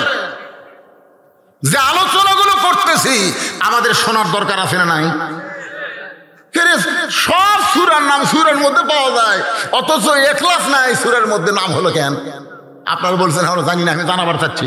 মারাত্মক ওয়াজ আছে। আর হযরত আলী টান মারলো কোন আয়াত পড়ে?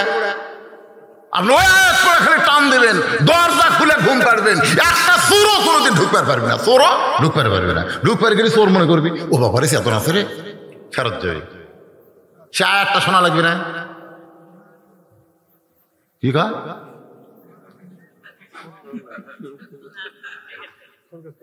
হ্যাঁ, তারপর যে ওয়াজটা করতেছি সে ওয়াজটাও তো শুনতে হবে। এখন পর্যন্ত ওয়াজের বাগান শেষ পর্যায়ে আমি আসতে পারি নাই, তবে আসতে গেলে আরো 10 থেকে 15 মিনিট লাগবে, সমস্যা আছে। তারপরে আপনাকে জন্য তাবারকের ব্যবস্থা আছে। আমাকে বলেছে হুজুর ছোট্ট গ্রাম, এত গরিব গ্রাম, এলাকার মধ্যে আর নাই, মাত্র কয়জন মানুষ নেই এই গ্রামের বসবাস? কয়জন? 32 ঘর। এটা কি বস্তি এলাকা নাকি? 32 ঘরের একটা গ্রাম এত বড় একটা আয়োজন করছে। সে আয়োজনে তারা শুধু একলা একলা, আপনারা একটু শরীক হবেন। এই মসজিদের উন্নয়ন কল্পে আপনাদের ভিতরে এমন কোনো পাগল আছে যে হুজুর আমি নগদে 1000 টাকা দান করব, দানটা যেন আল্লাহর ঘরের জন্য দান করলাম। আল্লাহর ঘর সবচাইতে উত্তম দান, আল্লাহর ঘর। কেউ যদি নবী যখন হিজরত করে মদিনায়, শোনেন ইচ্ছাটা শোনেন, কাহিনীটা শোনেন, হিজরত করে মদিনায় যেখানে মসজিদে কুবা নির্মিত হয়েছে ওই জায়গার মধ্যে এসে নবী দাঁড়ায় বললেন আবু বকর এই জায়গাটা আমার অত্যন্ত পছন্দ, এই জায়গার মালিককে? মদিনার একজন আনসার বলল হুজুর এই জায়গার মালিক মারা গেছে, বর্তমানে 2 এতিম বাচ্চা জায়গার মালিক হয়েছে। আল্লাহ রাসূল বললেন তাদেরকে নিয়ে আসো। 2টা এতিম বাচ্চাকে নিয়ে এসে নবী বললেন বাবা এই জায়গাটা আমার পছন্দ হয়েছে, এই জায়গার বিনিময়ে তোমরা কি চাও? 2 বাচ্চা নবীর চেহারার দিকে তাকায় বললেন হুজুর এই জায়গাতে আপনি কি করবেন? আল্লাহ রাসূল বললেন এই জায়গায় একটা আল্লাহর ঘর বানাবো। 2 এতিম নবীর হাত ধরে বলতেছে আমাদের বিনিময় হলো এই জায়গার বিনিময়ে আল্লাহ যেন আমাদেরকে জান্নাত দেয়। সঙ্গে সঙ্গে 2 এতিমকে নবী বুকের মধ্যে নিয়ে বলে আলাম ইয়াজিদিকা ইয়াতীমান ফাআওয়া। সূরা মাউনের মধ্যে বলেছেন ওয়ালা তাহুদ্দু আলা তাআ আরাআইতাল্লাযী ইউকাযযিবু বিদ্দীন ফাযালিকাল্লাযী ইয়াদউল ইয়াতীম ওয়ালা ইয়াহুদ্দু আলা তাআমিল মিসকিন। 2টা এতিম কইল বিনিময়ে জান্নাত চাইতে। আপনার জান্নাতের বিনিময়ে, জান্নাত পাওয়ার বিনিময়ে 1000 টাকা দিবেন। কে আছেন দেখি? এতগুলো মানুষের মধ্যে 1000 টাকা দেওয়ার লোক নাই? বার করেন বাজার। লিল্লাহি আল্লাহ তোমার ঘরে 1000 টাকা দান করলো, আল্লাহর বিনিময়ে তুমি তাকে জান্নাতের মালিক বানায় দাও। জোরে কোন আমিন। সবাই বলে আল্লাহুম্মা আমিন। তোমার বাপ বেঁচে আছে? মা? বাবার কবরকে আল্লাহ জান্নাত বানায় দেখ, মাকে আল্লাহ হায়াত দারাজ করুক। জোরে কোন আমিন। 1,000 টাকা দান করেছে। কি নাম বাপ জানেন? নামও সুন্দর বারে, সাত্তার মানে গোপনকারী। সাত্তার মানে কি? 70 থেকে 70 গোপনকারী। আল্লাহ সাত্তার তোমার বান্দা 1,000 টাকা তোমার ঘরে করলো দান, আল্লাহ দানকে কবুল করে জান্নাতের মালিক বানান। করে কারণ আমিন। এই ভাইজারে আর কেউ নাই 1,000 টাকা দেওয়ার? টাকা পকেটত আছে, আপনি দিচ্ছেন না, মনে করবেন আজ হোক কাল হোক আপনার ডাক্তার দেওয়া লাগবে। আর সদকা তো তারুদ্দুল বালা, দান সদকা করলে আল্লাহ বালা মুসিবত থেকে হেফাজত করে। আমার গাড়ি যেভাবে ধ্বংস হলো আমি সেদিন মরে যেতাম, কিন্তু না মরার কারণ হলো 3টা। 1 নম্বর কারণ হলো প্রত্যেক মাসের 2 তারিখে আমার মাদ্রাসার হুজুর মোহতামিম কারি, তারপরে বাবুর সেদিন বেতন দেই কয় তারিখে? 2 তারিখ। আমার অ্যাক্সিডেন্ট হতে কয় তারিখ? 1 তারিখ। আপনার বাড়ি এটা কাগজে লিখবে এরকম কোন লোক আছে? নাম কি বাবা? ও বাবার নামও সুন্দর। আব্দুল সাত্তারের পরে হযরত আলী আইছে। ছেলে কি করে? মারা গেছে। মারা ছেলের জন্য দোয়া। কয় বছর হয়েছে? ঘুরছে 21 বছরের তরতার যুবক ছেলে মারা গেছে মাগফিরাতে। 100 টাকা নগদ, বাকি 900। 1,000 টাকা দান করেছে।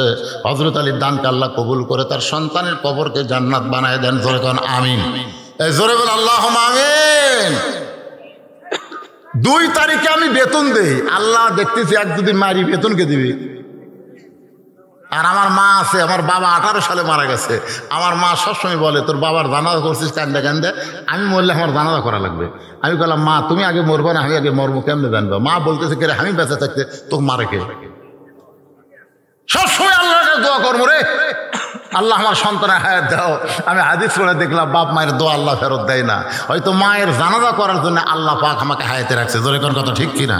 এই জন্য ভাই দান সদকা বিশাল ব্যাপার। আমি আপনাদের এলাকা আগে ওয়াজ করছি, 17 বছর ওয়াজ করছি আমি বেগার দেওয়ার মতন। আপনাদের মনে আছে? ওপরে 500 টাকা দিয়ে ভিতরে খালি 10 টাকার লোট এইরকম মোটা করে দিয়েছেন, পকেটে থুছি। বাড়ির যা দিকে 600। 2007 সালে যখন আমার স্বামী অ্যাক্সিডেন্ট করে মারা যায়, তখন আমি নিয়ত করলাম যে আর এই কাম করলে হবে না, এমন একটা জিনিস করা লাগবে যেটা করলে মরে গেলেও আমি জীবিত থাকবো। 200 শতক জায়গায়, 1 শতক না, 200 শতক জায়গার উপরে আমি মসজিদ, মাদ্রাসা, এতিমখানা নির্মাণ করেছি। পৃথিবীর কারো কাছ থেকে 1 টাকাও দান সদকা নেইনি। সম্পূর্ণ টাকা হলো আমার ওয়াজের টাকা। এই যে টাকা আপনারা দেন, এই টাকা দিয়ে আমি মাদ্রাসা, মসজিদ, এতিমখানা চলাই। বিপদ মুসিবত আসলে আল্লাহ কাটে দেয়। সুবহানাল্লাহ কন্যা। এর আগে কয়েকবার মরছি, কিন্তু আসল মরা এখনো মরিনি। তা আপনারা 1,000 টাকা দিতে আপত্তি করতেছেন কেন? আপনার বউ যে গোসলখানা পা পিছলে পুরো মাজা ভাঙছিল, আপনি জানেন? অ্যাম্বুলেন্স করে নিয়ে যাতে খরচ পড়বে 6,000। মাজা সারাতে 2.5 লাখ। এত টাকা কুটি পাবেন পারে? 1,000 দেন, 1,000 টাকা দেন। নগদ যদি না পারে এরা বাকিও লিখতেছে, অসুবিধা নেই। হাত তোলা বলেন হুজুর আল্লাহর ঘরের জন্য আমি 1,000 টাকা দান করব। একটু বলেন। দুনিয়ারই সম্পদ। জি কি নাম বাবা? বাড়ি? এই মানদাইন 4 মাথা মজিবর লেখেন। কুটি লেখ না কুটি মানদাইনের মজিবর 4 মাথা বাড়ি। 1,000 টাকা দান করবে। আল্লাহ দানকে কবুল করেন, নেক নিয়ত দেখাশা পুরা করেন। জোরে কোন আমিন। আমার মা বোনেরা যে পর্দার মধ্যে আছেন, আপনার যাবেন মা বোনদের কাছে একটু গামছা নিয়ে যাবেন, রুমাল নিয়ে যাবেন। আমার মা বোনেরা দান করবে। আর এই মাহফিল কমিটির লোকেরা কোথায়? আদায় যখনই শুরু করছি তখন আপনার ব্যাগলে নামা লাগবে না? কুটি নামছে ব্যাগলে? একজনও নামে না, এখন নাম্বার চাচ্ছে, কেবল মশাল দিচ্ছে। এই আপনারা ব্যাগ দিলে আমার দিকে তাকান না কেন? ব্যাগ আপনাদের কাছে যাবে, আপনারা কারা কারা টাকা দিবেন না হাত তোলেন তো দেখি। দিবেন না? দিবেন না? দিবি, আমি দিবি কইনি। কারা কারা দিবেন না? কারা কারা টাকা দিবেন? 10 হোক, 20 হোক, 50 হোক, 100 হোক, একেবারে দিবেন। কারা কারা দিবেন একটা হাত তোলেন তো দেখি। যারা দিবেন এ হাত তোলেন না। 10 টাকা দিতে পারবেন না? ওটা অত এরকম হাত তুলছে। হাত নামান। আল্লাহ গরিব গ্রামে তোমার ঘর, সবাই যেন মন ভরা দান করতে পারে। 10 জন আল্লাহর বান্দার কাছে 10,000 টাকা চাইলাম, 10 জন আল্লাহর বান্দার কাছে মাত্র 10,000 টাকা চাইছি। এখানে এমন মানুষ আছে 5,000 দিবে, 10,000 দিবে, আমি তার কাছে চাইনি, তার কাছে আমি চাইনি, আমি চাইছি আপনাদের কাছে। সভাপতি সাহেব তো দিচ্ছেন, মাশাআল্লাহ আল্লাহর কাছে আশা করা দিছেন, দিছেন না দিবেন? দিছেন আবার তো দেন, আর একটা দেন। সভাপতি সাহেব কই দিছি আবার দেবো, মাশাআল্লাহ দিছে আবার দিবে। শোনেন, দুনিয়ার ব্যাংকে টাকা জমা রাখেন বারবার, কেন? এই জন্য জমা রাখেন, ব্যাংকে যত টাকা রাখবো তত টাকা বাড়বে। আর আজকে যেগুলো দান করতেছেন এইগুলা দুনিয়ার ব্যাংকে জমা করতেছে না, জান্নাতের ব্যাংকে আল্লাহ জমা করতেছে, জান্নাতের ব্যাংক। বারবার দান করবেন, সবাইকে অনুরোধ করবো বারবার আপনারা দান করবেন। একটু জিকির করেন লা ইলাহা ইল্লাল্লাহ, লা ইলাহা ইল্লাল্লাহ, লা ইলাহা ইল্লাল্লাহ, লা ইলাহা। এই যারা বাইরে আছেন ভিতরে আসেন বাবা, সবাই ভিতরে আসেন, আল্লাহর রাস্তায় আসেন। বাহিরের কোনো লোককে তাবারক দেওয়া যাবে না। মাহফিল কমিটির পক্ষ থেকে আমি ঘোষণা করলাম, বাহিরের কোনো লোককে তাবারক দেওয়া যাবে, সবাই ধরে কান যাবে। মুরগির তলের ডিমের বাচ্চা হয় রে, বেড়া ডিমের বাচ্চা হয় না, বেড়া ডিম পচে যায়, কাঁচা হয়। এই যে সামিয়ানার তলে যারা তবারক পাবে তারা দরকার 1 প্যাকেটের জায়গায় 2 প্যাকেট করে নিবি, কিন্তু বাইরে যাবি না। এই জন্য ভেতরে আসেন, সবাই ভেতরে আসেন, সবাই আল্লাহর কাছে ভেতরে আসেন। যারা বাহিরে গেছেন ভিতরে আসেন, অনেকক্ষণ হলে বসে আছে তো ঠান্ডায় জমে গেছে। লা ইলাহা ইল্লাল্লাহ, লা ইলাহা, লা ইলাহা ইল্লাল্লাহ মুহাম্মাদুর রাসূলুল্লাহ সাল্লাল্লাহু আলাইহি ওয়াসাল্লাম। দেন দেন বাবা দেন। কি নাম বাবা জানেন? বাড়ি কাজীপুর। ওই কাজীপুর, এখানে কার বাড়ি যাচ্ছেন? কাজীপুরের দুলাল হোসেন এখানে বাড়ি করেছে, নগদে 500 টাকা দান করেছে। আল্লাহ দুলালের দানকে আল্লাহ আপনি কবুল করেন। আল্লাহ নেক নিয়ত নিয়ে আসা পড়া আল্লাহুম্মা আমিন। কি নাম বাবা জানেন? নাম বলা লাগবে না, গোপনে 1000 টাকা দান করেছে। আল্লাহ দানকে কবুল করেন। রোকনুজ্জামান 500 টাকা দান করছে। আল্লাহ রোকনুজ্জামানের দানকে আল্লাহ আপনি কবুল করেন। কাজী সাহেব না, এই কাজী সাহেব, কাজী রোকনুজ্জামান 500 দিচ্ছে আর 500 দিবে, তাহলে 1000 করলে কি হয়? 1000 টাকা দান করলো। আল্লাহ তার দানকে কবুল করেন। আল্লাহ নেক নিয়ত নেক আশা পরাক আল্লাহুম্মা আমিন। কবুল করো, কবুল করো মোদের কামনা। দানকারীকে দিবেন জান্নাত, আল্লাহ নিরাশ করবেন না। একটু মহব্বত নিয়ে দরুদ পড়ি। আল্লাহুম্মা সাল্লি আলা সাইয়্যিদিনা মাওলানা মুহাম্মদ ওয়া আলা আলি সাইয়্যিদিনা শাফিআনা। মুখলেস, খালেস, ইখলাস, সুবহানাল্লাহ। যেই সূরা একবার বললে 10 পারা কোরআন পড়ার সওয়াব পাওয়া যায়, শুধু মুখে পড়বে না, এই সূরা যদি কলিজার মধ্যে ঢুকায় সেই বান্দাটা মুখলেস হয়ে যায়।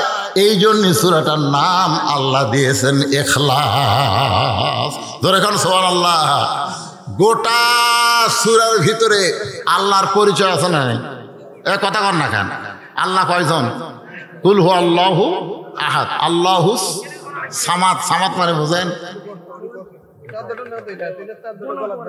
অমুখাপেক্ষী, কারো মুখের দিকে আল্লাহ তাকা থাকে না।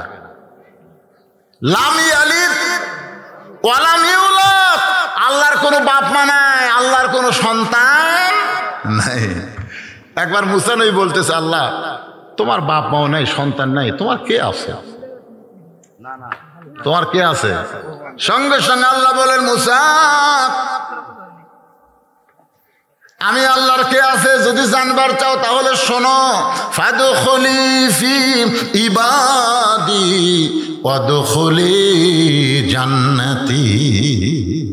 আমি আল্লাহর বান্দা আছে রে, যারা আমাকে আল্লাহ বলে ডাকে তারাই আমার সবচাইতে আপন। জোরে কোন সুবহানাল্লাহ। আল্লাহর আপন কে? আল্লাহর বান্দা। আর বান্দার জন্য আল্লাহ জান্নাত দরজা খুলে রাখছে। তুমি বান্দার মধ্যে ঢুকে যাও, আমি আল্লাহ তোমাকে জান্নাতের মধ্যে ঢুকে যাব। তাহলে আল্লাহর সন্তান নাই, আল্লাহর বাপ মা কেউ নাই, কিন্তু আল্লাহর কে আছে? বান্দা আছে। জোরে কোন আল্লাহর কে আছে? সবাই যখন ঘুমায় গেছে, কেউ চেতন নাই, কিন্তু একজন আল্লাহর পাগল মাঘ মাসের ঠান্ডা পানি দিয়ে ওযু করেছে। অমিনাল লাইলি ফাতাহাজ্জাত বিহি নাফিলাতাল লাক। তাহাজ্জুদের 4 রাকাত নামাজ পড়ে যখন হাত তোলে, আল্লাহ ফেরেশতাদের দেখায়, বলে দেখ তোরা বলিস আমার কেউ নাই, ওই দেখ আমার পাগল বান্দা আছে। সুবহানাল্লাহ। ফজরের আজান শোনার পরে তোষকে লাগতে মারে, তোষক একটু উষুম দেয়, তো ল্যাপ একটু উষুম দেয়, মারে লাগতে, কম্বল লাত্তিতে ফেলে দেয়, ফাইলাই দিয়ে ঠান্ডা পানিতে উঁচু করে। আল্লাহ ফেরেশতা কয় দেখ দেখ দেখ দেখ দেখ কি পাগলা, জীবনে আমাকে দেখেনি, খেলে আমার আজান শুনে আর কারবারগুলো দেখতো। ওযু করে যখন মসজিদ দিকে যায়, তখন আল্লাহ কয়, ফেরেশতা কয় আল্লাহ এর পুরস্কার কি? এই আজান আসসালাতু খায়রুন মিনান নাম শোনার সাথে সাথে এই সব বাতিল করে দিল, ঘুম বাতিল, ল্যাব বাতিল, তোষক বাতিল, সব বাতিল করে দিয়ে ঠান্ডা পানিতে ওযু করে মসজিদে যায়। এর রেজাল্ট কি? আল্লাহ বলতেছে, যদি বদরের যুদ্ধ থাকতো বাংলাদেশে, এরা বদরের যুদ্ধের সৈনিক হয়ে যেত। জোরে করে সুবহানাল্লাহ। এরাই তো আমার, এরাই আমার। যারা মসজিদে যায় 5 ওয়াক্ত নামাজ পড়ে, এরা কার? এই জন্য আল্লাহ রাসূল রাগ করে বলছে, লা সালাত আলা ঈমান, নামাজ নাই তার ঈমানই নাই রে। এটা কঠিন কথা, কিন্তু বাইনাল আবদি ওয়াল কুফরি তরকুস সালাত, বান্দার কাফের মধ্যে পৃথক করা জিনিসটার নামই হলো নামাজ। আমার মায়েরা বোনেরা যারা পর্দার অন্তরে আছেন, হয়তো মনে মনে ভাবতেছেন হুজুর আমাদের কোনো ওয়াজই করলো না। মারে আপনাদের 1 নম্বর ওয়াজ হলো অকরনা ফি বুয়ুতিকুন্না ওয়ালা তাবাররাজনা তাবাররুজাল জাহিলিয়াতিল উলা। মেয়েরা ঘরের মধ্যে থাকবা, ঘরের বাহির তোমরা হবে না, সবসময় পর্দার মধ্যে থাকতে হবে। যদি বের হও তাহলে পর্দা নিয়ে বের হওয়া লাগবে। সাইদাতুন নিসাই আহলাল জান্নাহ, খাতুনে জান্নাত ফাতেমাতুজ জোহরা গভীর রাত্রে দুনিয়া থেকে বিদায় নিল। বিদায় নেওয়ার পরে স্বামী বিদায় নেওয়ার আগে স্বামীকে কিন্তু 3টা কথা বলেছিল। 1 নম্বর কথা হলো রাতের অন্ধকারে আমাকে কবর দেওয়া লাগবে। আমার 2 নম্বর কথা হলো আমার লাশ কিন্তু খাটনিতে তুলবেন না, কারণ খাটনি কান্দে নেওয়ার মতন 4 জন পুরুষ দুনিয়াতে নাই। আমার কোনো জানাজার ব্যবস্থা করবেন না।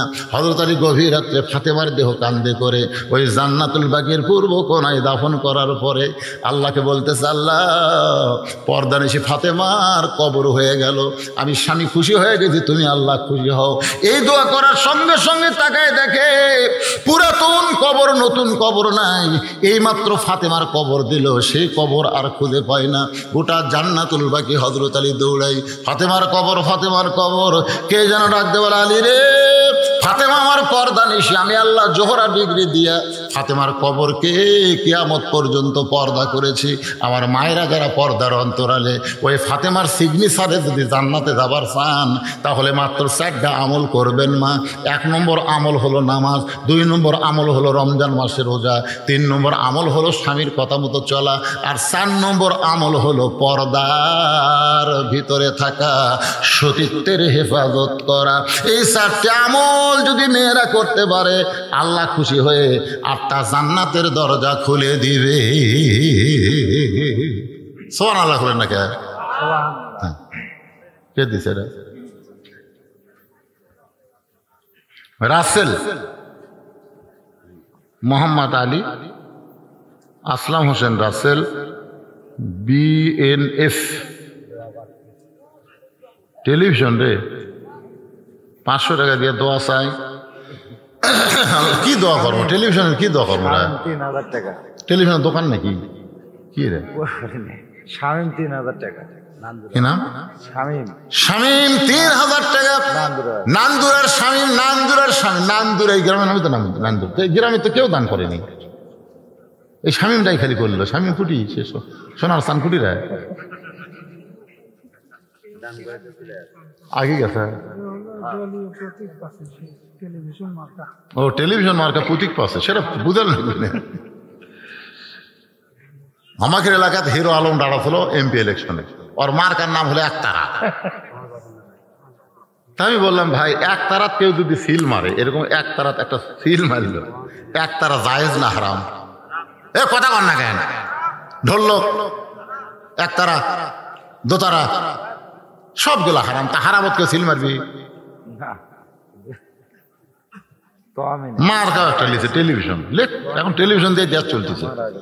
টেলিভিশন খারাপ না, ছুরি খারাপ না, ছুরি যদি ডাকাতের হাতে যায় খারাপ, আর হুজুরের হাতে আসে কুরবানি হবে। তোর এখন ঠিক না, জাগা বুঝতে ছুরি দেওয়া লাগবে, সব ধরনের হাতে ছুরি দেওয়া যাবে।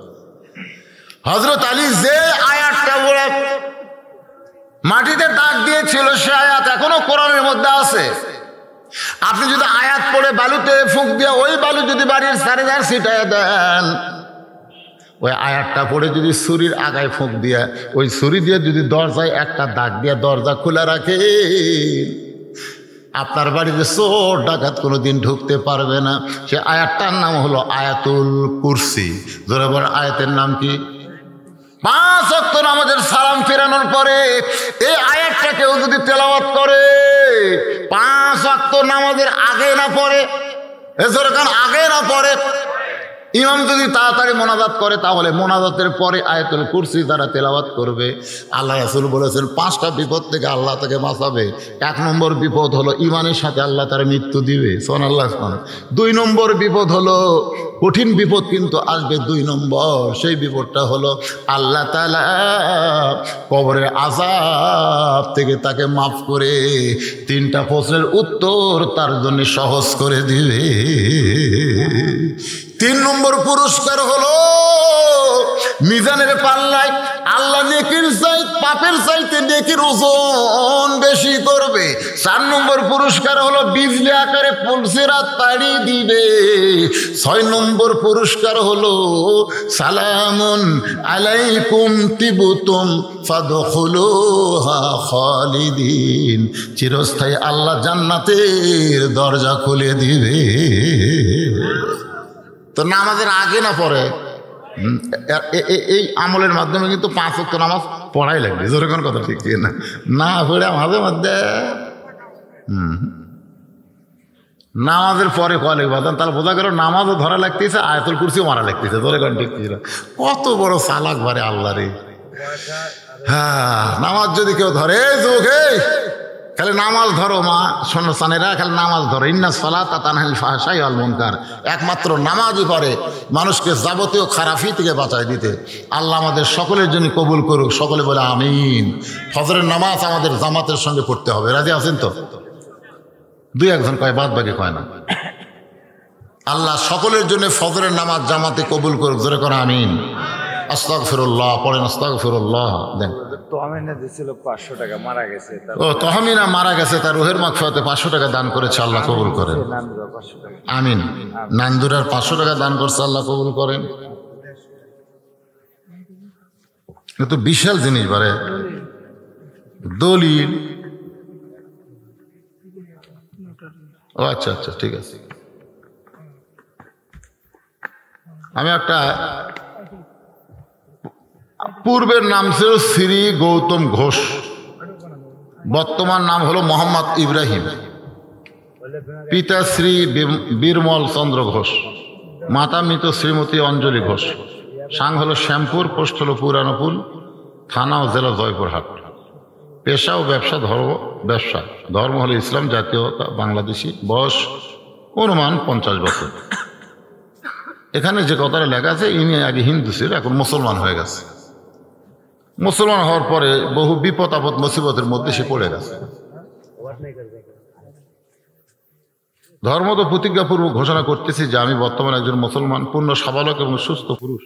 ছোটবেলা হইতে আমি আমার পাড়া প্রতিবেশী মুসলমান বন্ধু বান্ধবের সহিত মিলামেশা করি, ইসলাম ধর্মের বিভিন্ন আচার অনুষ্ঠান অংশগ্রহণ করিয়া আমার নিকট প্রতীয়মান হইতেছে যে ইসলাম ধর্ম শান্তি ও সম্প্রীতির ধর্ম এবং সর্বশ্রেষ্ঠ ধর্ম। সুবহানাল্লাহ বলেন। উনি তখন হিন্দু থাকা অবস্থায় এরকম চিন্তা করছে।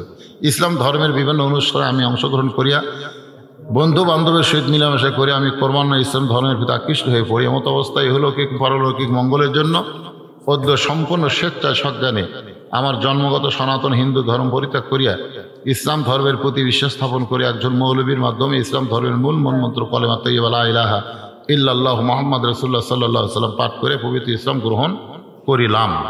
মানে উনিও মুসলমান হয়ে গেছে মাশাআল্লাহ। তারপরের পৃষ্ঠায় অদ্য হইতে আমি ইসলাম ধর্মের বিভিন্ন বিধান অনুশাসন মানিয়া চলিব এবং সমাজ একজন মুসলমান পুরুষ হিসেবে পরিচিত হইব। অদ্য হইতে আমি আমার পুরাতন নাম শ্রী গৌতম ঘোষ পরিবর্তে আমার নাম ইব্রাহিম নামে পরিচিত হইলাম।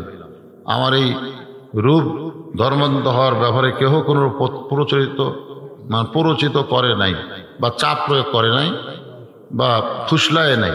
অদ্য আমি বগুড়া নুরানি পাবলিক কার্যালয়ে হাজির হইয়া অন্যের বিনা প্ররোচনায় আমার এই ধর্মান্তরিত হওয়ার ব্যাপারে সম্পূর্ণ স্বেচ্ছায় সজ্ঞানে অত্র এফিডেভিট সম্পাদন করিলাম। মাশাআল্লাহ। তো এইটা এখানে দেওয়ার পিছনে কারণ হলো উনি এখন বড় অসহায় অবস্থায় আছেন। ওনার বোনটা জেলে আছে, আমি 3 মাস হলো জামিনে আসি। ওনার বোনটা এখনো জেলে আছে, উনি 3 মাস হলে জামিনে বের হয়েছেন। কিছু আপনাকে জেলে দিল কি? বাপ ভাই সোনাদানা দাবি দেখি। ও আচ্ছা, বাপ ভাইয়ের কেস করার কারণে বোন এখনো জেলে আছে, উনি এখনো 3 মাস আগে। দাদা দাদি মারা গেছে, ওই স্বামী আবার 1000 টাকা দিয়েছে। স্বামীর দাদা দাদি মারা গেছে, রোহের মাত্রাতে স্বামী আবার 1000 টাকা দান করছে। আল্লাহ দাদা দাদির কবরকে জান্নাতের টুকরা বানায় দেন, সকলে বলে আমিন। আপনি একটু ভিতরে যান, বাধা নাই দেয়। এ ভাই কোথায় গেল? আপনি একটু ভিতরে যান। আপনারা সবাই প্রাণ খুশি করে একজন ন মুসলিম তাকে আপনার কিছু দান করেন, যে যা পারেন, 10, 20, 50, 100 আল্লাহর হস্তে সবাই একটু দান করেন। বা ওনার পক্ষে থেকে কেউ আপনার একজন দাঁড়ান। এতগুলো মানুষের কাছে ওনার একা যাওয়া কষ্টকর হবে। মনির দাতার সদস্য ছিল, মনির দাতার সদস্য ছিল, 500 টাকা দান করছে। আল্লাহ তার দানকে কবুল করেন, আল্লাহুম্মা আমিন। দেন সবাই একটু দেন, ভাই দেন, সবাই একটু দেন, আল্লাহর হস্তে দেন। করছি তো 10-15 মিনিটের মধ্যে প্যাকেট ক্লিয়ার হয়ে যাবে। ঠিক আছে, অসুবিধা নেই।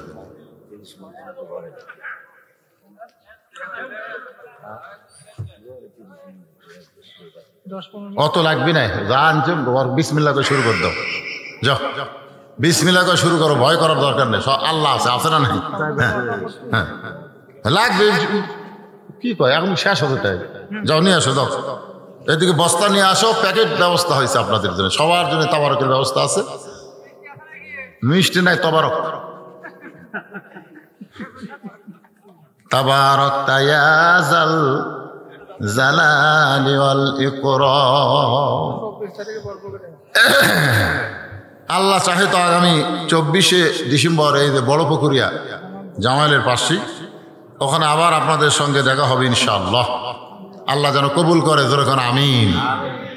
হ্যাঁ, কে সায়াদা মুখ তোর বান্দাকের কোন বিদ্যুৎ রে? ও আচ্ছা আচ্ছা, কথা মনে করছে ছুট্টু বিদ্যুৎ, এই নান্দুরারি বিদ্যুৎ। মাশাআল্লাহ, যখন কারেন্ট যায় তখন আবার ফোন দিলে চলে আসে। বিদ্যুৎ 6000 টাকা ধরে বলেন মারহাবা। বিদ্যুতের বাপ নাই, আছে ভাই আছে। এই মসজিদ কমিটির সভাপতিকে, মসজিদ কমিটির সভাপতি অসুস্থ, তার সুস্থতার জন্য তার ছেলে পেলে এসে তো দোয়া দেওয়া দরকার। মালেক, আব্দুল মালেক কুটিরে, এই সভাপতি সাহেবের ছেলে আব্দুল মালেক এলাকার নাই। সেক্রেটারি কে ভাই? সেক্রেটারি আব্দুল সামাদ দেয়নি। আব্দুল সামাদ সাহেব 1000, আলামিন 1000। দেখেন আলামিন নাম 1000 টাকা দান করছে। আল্লাহ আলামিনের দানকে আল্লাহ আপনি কবুল কর, আল্লাহুম্মা আমিন। আপনারা গ্রামের লোকেরা যদি না দেন, বাইরের লোকেরা তো দানে উৎসাহ কম পাবে। সেক্রেটারি সাহেব আসেন, সভাপতি সাহেব অসুস্থ, তার ছেলেরা তো আছে, একটা দানের অঙ্ক বলে দেন, দোয়া করে দিই আল্লাহ তাক পুরোপুরি সুস্থতা দান করুক, যেরকম আমিন। সভাপতি সাহেব অসুস্থ। কেশিয়ার সাহেবকে, কেশিয়ারি সহসভাপতিকে, সহসভাপতি কোরবান, এখানে নাম আছে, সহসভাপতি কোরবান সাহেব একটাও নাই, সভাপতি নাই, অসুস্থ সভাপতির ছেলেরা নাই, সেক্রেটারিও নাই, সহসভাপতিও নাই, কেশিয়ার নেই, কেউ নেই। পোলা আন্দা শেষ। সকলে যারা দাঁড়াইছেন দরজাত বসেন, বসেন, ইস্তেগফার পড়েন। আস্তাগফিরুল্লাহ আস্তাগফিরুল্লাহ রাব্বি মিন কুল্লি জামবি ওয়া আতুবু ইলাইহি লা হাওলা ওয়ালা কুওয়াতা ইল্লা বিল্লাহিল আলিয়্যিল আযীম। আল্লাহুম্মা সাল্লি আলা মুহাম্মাদিন ওয়া আলা আলি মুহাম্মাদ কামা সাল্লাইতা আলা ইব্রাহিম ওয়া আলা আলি ইব্রাহিম ইন্নাকা হামিদুম মাজিদ। আল্লাহুম্মা বারিক আলা মুহাম্মাদ ওয়া আলা আলি মুহাম্মাদ কামা বারাকতা আলা ইব্রাহিম ওয়া আলা আলি ইব্রাহিম ইন্নাকা হামিদুম মাজিদ। আপনি কিছু বলবেন জনগণের উদ্দেশ্যে সভাপতি সাহেব? না, সভাপতির তো কিছু বলার দরকার। কিছু বলার দরকার নাই, বলেন।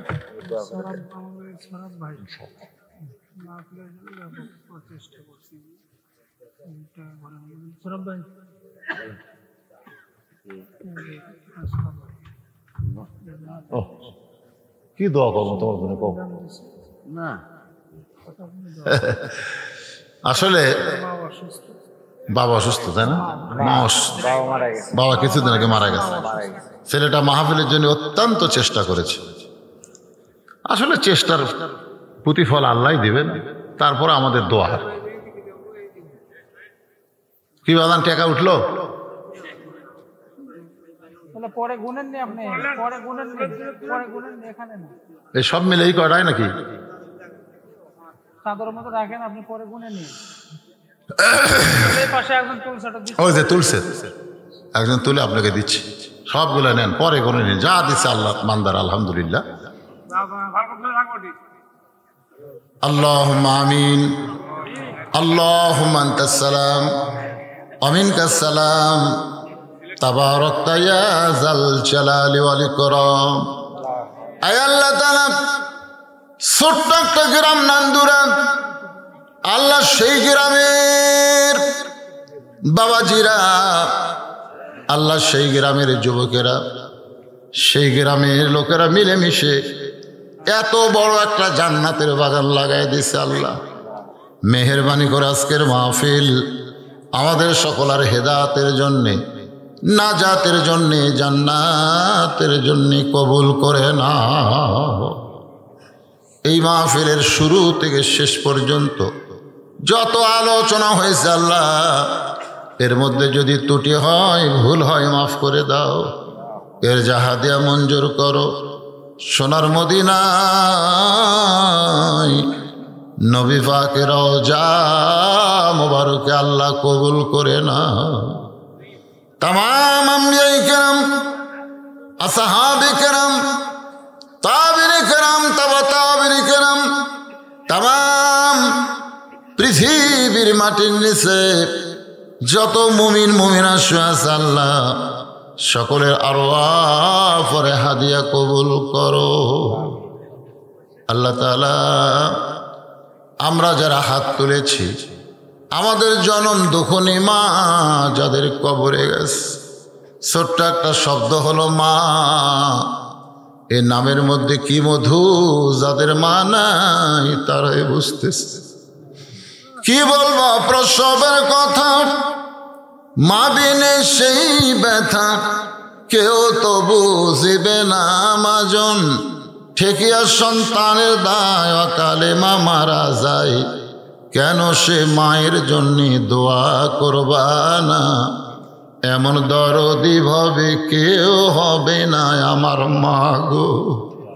এই দরদের মা যাদের কবরে গেছে আল্লাহ মেহেরবানি করে মায়ের কবর জান্নাতের টুকরা বানিয়ে দাও। বাবার বাড়িঘর সবই আছে, আমি সহ আমরা যারা বাবা হারা ইতিম হয়ে গেছি আল্লাহ মেহেরবানি করে বাবার কবরকে জান্নাতের টুকরা কবুল করো। আমাদের দাদা দাদি, নানা নানি, আত্মীয় স্বজন, শ্বশুর শাশুড়ি যাদের কবরে গেছে আল্লাহ কবরবাসীদের তুমি মাফ করে দাও। আল্লাহ তাআলা এই নান্দুরা গ্রামের উপরে রহমত বরকতের দরজা খুলে দাও। তোমার বান্দা যে এত কষ্ট করে মেহনত করে এত সুন্দর আয়োজন করেছে।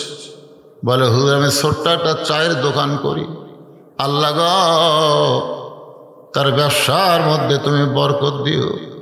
তার বাবা কয়েকদিন আগে মারা গেছে, মাটা বড় অসুস্থ, আল্লাহ মাকে সুস্থতার নিয়ামত দান করে দাও। আল্লাহ আমার মাটা অসুস্থ, আল্লাহ যাদের মা বাবা অসুস্থ সবাইকে সুস্থ করে দাও। আল্লাহ আজকের এই তোমার ঘর মসজিদকে মহব্বত করে নগদে বাকিতে যারা দান করেছে, এমনকি চাদরের মধ্যেও যারা 10-20 টাকা দান করেছে, আল্লাহ সকলের দানগুলোকে জান্নাতের বিনিময়ে কবুল করে নাও। আল্লাহ মসজিদ কমিটির সভাপতি অসুস্থ, আল্লাহ তুমি তাকে সুস্থতার নিয়ামত দান করো। আল্লাহ সভাপতি, সেক্রেটারি, কেশিয়ার, সভাপতি, আল্লাহ সকলকে কবুল করো। এই গ্রামের সকল পুরুষ মানুষকে 5 ওয়াক্ত নামাজ মসজিদে জামাতে আদায় করার তৌফিক দাও। মা বোনদেরকে পর্দা নিশাবে দান সালিহা কবুল করে মা ফাতেমার চরিত্র দান করো। আল্লাহ আমি অসুস্থ, আমার মতো যারা অসুস্থ আল্লাহ সকলকে সুস্থ করে দাও। ফিলিস্তিনের মুসলমান, আল্লাহ তুমি মুসলমানদের প্রতি রহমত করো। যারা জীবন দিয়েছে শাহাদতের মর্যাদা দাও, যারা আহত হয়েছে সুস্থ করে দাও। আল্লাহ তাআলা পৃথিবীর মানচিত্র থেকে ইহুদি এই শয়তানদেরকে আল্লাহ তুমি ধ্বংস করে দাও। আল্লাহ ধ্বংসের আয়াত তো তুমি বলেছো, তাব্বাত ইয়াদা আবি লাহাবি ওয়া তাব্বা। আল্লাহ আবু লাহাবের হস্তদ্বয় যদি ধ্বংসের কথা বলো, ইহুদিরা তোমার বাইতুল মুকাদ্দাসকে নষ্ট করতে চায়, এই শয়তানদেরকে আল্লাহ পৃথিবী থেকে ধ্বংস করে দাও। আল্লাহ আল্লাহ আমার বাংলাদেশের প্রতি রহমত করো। অশৃঙ্খল বিশৃঙ্খল পরিস্থিতি থেকে আমাদের বাংলাদেশকে আল্লাহ তুমি হেফাজত করো। আল্লাহ ছোট্ট একটা দেশ, আল্লাহ আসমানের বালা আসমানে নাও, জমিনের বালা জমিনে ডাবায় দাও। আল্লাহ আল্লাহ সমস্ত মানুষকে ক্রয় ক্ষমতার মধ্যে থাকার তৌফিক দাও, সবাইকে বরকত দিও। আল্লাহ আবাদ উবাদ মাঠে ময়দানে যা কিছু আছে রহমত বরকতে তুমি হেফাজত করো। আল্লাহ আজকের মাহফিলের সম্মানিত সভাপতি কবুল করো, প্রধান অতিথি, বিশেষ অতিথি, আল্লাহ সকলকেই তুমি কবুল করো। আল্লাহ যে যা নিয়ত করে হাত তুলেছে সকলের নেক নিয়ত নেক আশা পুরা করো। মোনাজাতের পরে তাবারক আছে, তাবারক নিয়ে আপনারা হয়ে হাল্লা করবেন না, ভদ্রাচিতভাবে তাবারক নেবেন। আল্লাহ সবাইকে ভদ্র হয়ে তাবারক নেওয়ার তৌফিক দিয়ে দিও। সুবহান রাব্বিকা রাব্বিল ইজ্জাতি আম্মা ইয়াসিফুন ওয়া সালামুন আলাল মুরসালিন আলহামদুলিল্লাহি রাব্বিল আলামিন। ওয়াজাল আখিরাতি কালিমাতুন ইনদাল মাউত লা ইলাহা ইল্লাল্লাহু মুহাম্মাদুর রাসূলুল্লাহ।